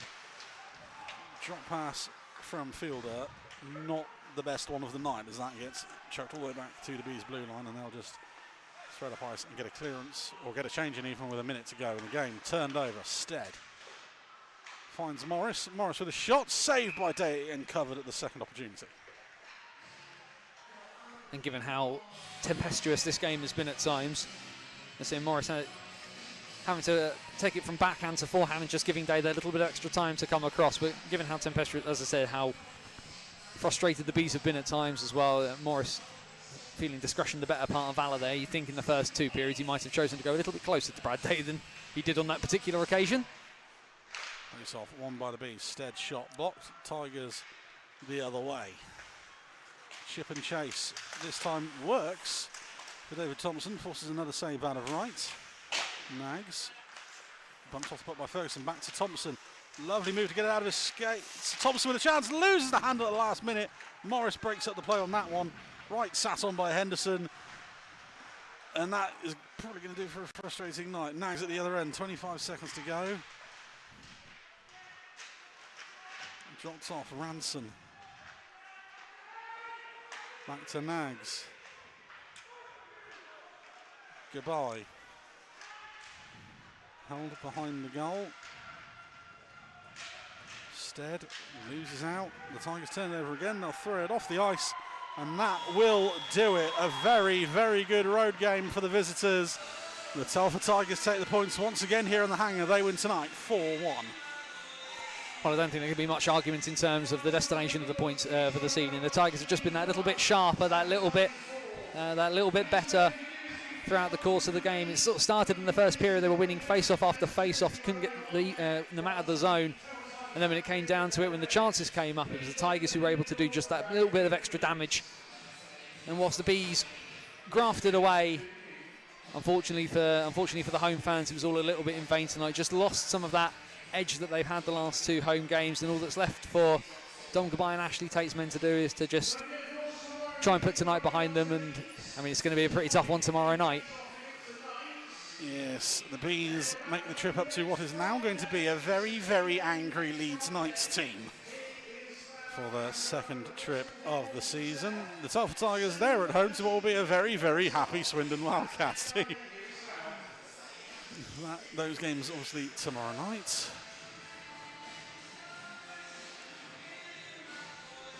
Certainly a like I say, not a game that the Bees will want to be going into tomorrow night off the back of Leeds, who are being very handily put to the sword by Swindon this evening.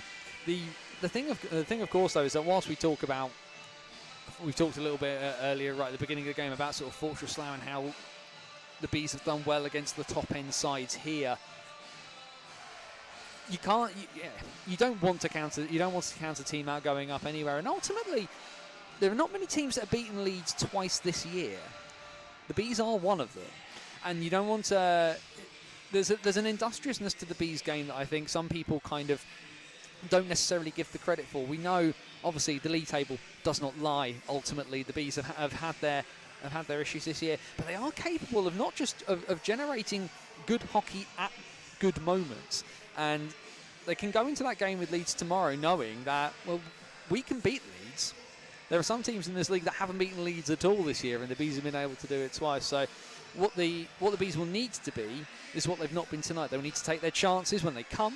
They will need to keep their cool, where they haven't done at times tonight, and then basically sort of take this evening as a bit of a blueprint of what not to do when they head to Yorkshire tomorrow evening. As you say, though, the one thing you don't want is an angry Leeds Knights team to have to face.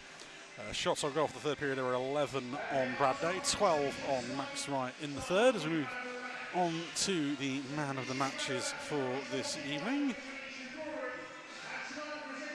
And Tigers first.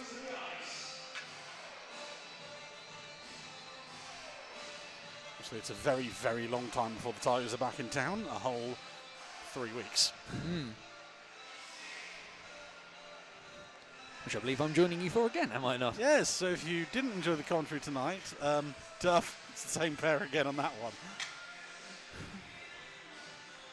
The only change that time is obviously it is... Oh no, it's still Saturday as well. I was about to say it's a Sunday, it's not. It's not, no. It's a Saturday night. We still wait for the man of the match as it's finally being sent over and announced. Telford Tigers man of the match tonight, 4 names to choose from, and the winner is... It's Brad Day gets a man of the match for the Tigers from the 4 listed. That's the wrong one. You've already ruined that one, Nick. Yep, still ruined it. It's still Max Wright. Spoilers, Max Wright's getting the beers for the Bees as well. Brad Day gets the man of the match for the Tigers tonight. A very good night for the veteran netminder. A very good night for him, yeah. one where he was definitely not tested as much as he could have been, but the shots that came his way, he turned away pretty handily. There's only one goal on the board against him. I think there were some pretty good nights as well. I thought Rhodes Mitchell-King was excellent this evening for Telford in terms of just managing and marshalling that defence. For the record, Mitchell-King was on the list. I don't want it to sound like he wasn't on that one. The other ones, obviously, you could have voted for that were Eric Henderson, Louis Nall and Rhodes Mitchell-King after 4 minutes. All very solid nights for all.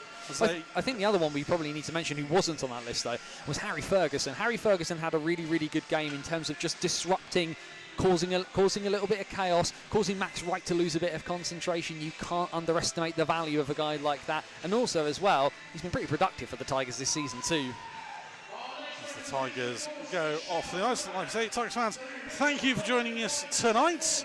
If you've enjoyed your evening with us, you're back here in 3 weeks' time, Saturday the 8th of February.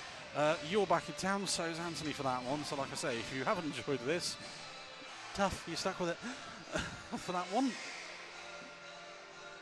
And obviously, good luck tomorrow against the the Swindon Wildcats.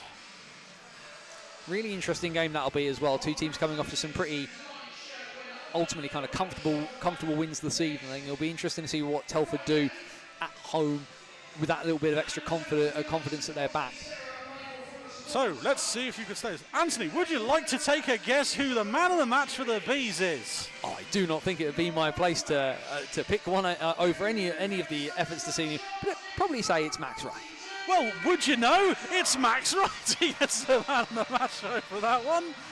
Stuart Mogdom and Hallam Wilson were on the list. It's also at a point where Hallam Wilson was given the goal.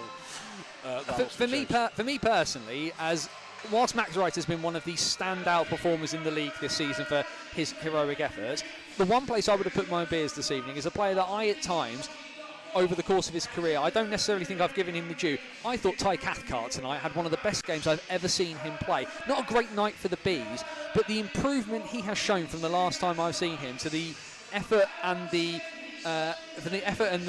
attempts that he made to try and make things happen this evening. He looks like a completely different player, and I think dare I say it, I think he's been hard done by not being in the selection for that list over the course of this game. Isn't it amazing what happens when you give young players ice time? It's almost as if they get better. Very much so, but yeah, I thought Ty Cathcart did very well tonight. Young Nags, I thought as well, was not his best evening, but tried to make things happen. It was just a case maybe of just, like I say, I talked to you in one of the period breaks. I said afterwards that it felt like the Bees were a bit mentally tired, and I think that kind of showed at their periods this evening where it just didn't click. It never felt like it really got going, like someone trying to do a hill start and not finding the bite point levels worth of stuff. It's obviously not the sort of result that Bees fans will want, but there were glimmers of good. Hallam Wilson back on the ice, being productive is really good to see. I was here when he got injured against MK all those months ago. Josh Martin's got his first goal back from the Bees after being at Stretton for a time. Max Wright doing Max Wright things. There's glimmers of hope. Well, obviously the Bees been for that lap on. Anthony, thank you for joining me tonight. I hope you've enjoyed yourself at least. A very, very different game. Good to be able to see these two teams go with my own eyes. I've been floating around doing some other bits and bouncing around as I am usually akin to do. It's been a very, very busy season for me with stuff with banners on the wall and being in a bunch of other places as Joe's breaking the set. Yep. But yeah, it's been fun. I look forward to being back in a couple of weeks. Yeah, I'm breaking the place. Nick's having a go at me, but I know he's got the Telford Tigers man of the match right up there. So, as Anthony says, he's back with me in a couple of weeks when Telford are back in town on Saturday the 8th of February. But we're back Friday night. It's Friday Night Lights. We're the only show in town, and it's a bottom-of-the-table battle as the Berkshire Bees welcome the Bristol Pitbulls to town. 7:30 face-off, 6:45 live on the air. Lord knows what time I'm getting home Friday night, if I'm getting home at all. From me, from Anthony, thanks for joining us this evening. Good night. Take care, everyone.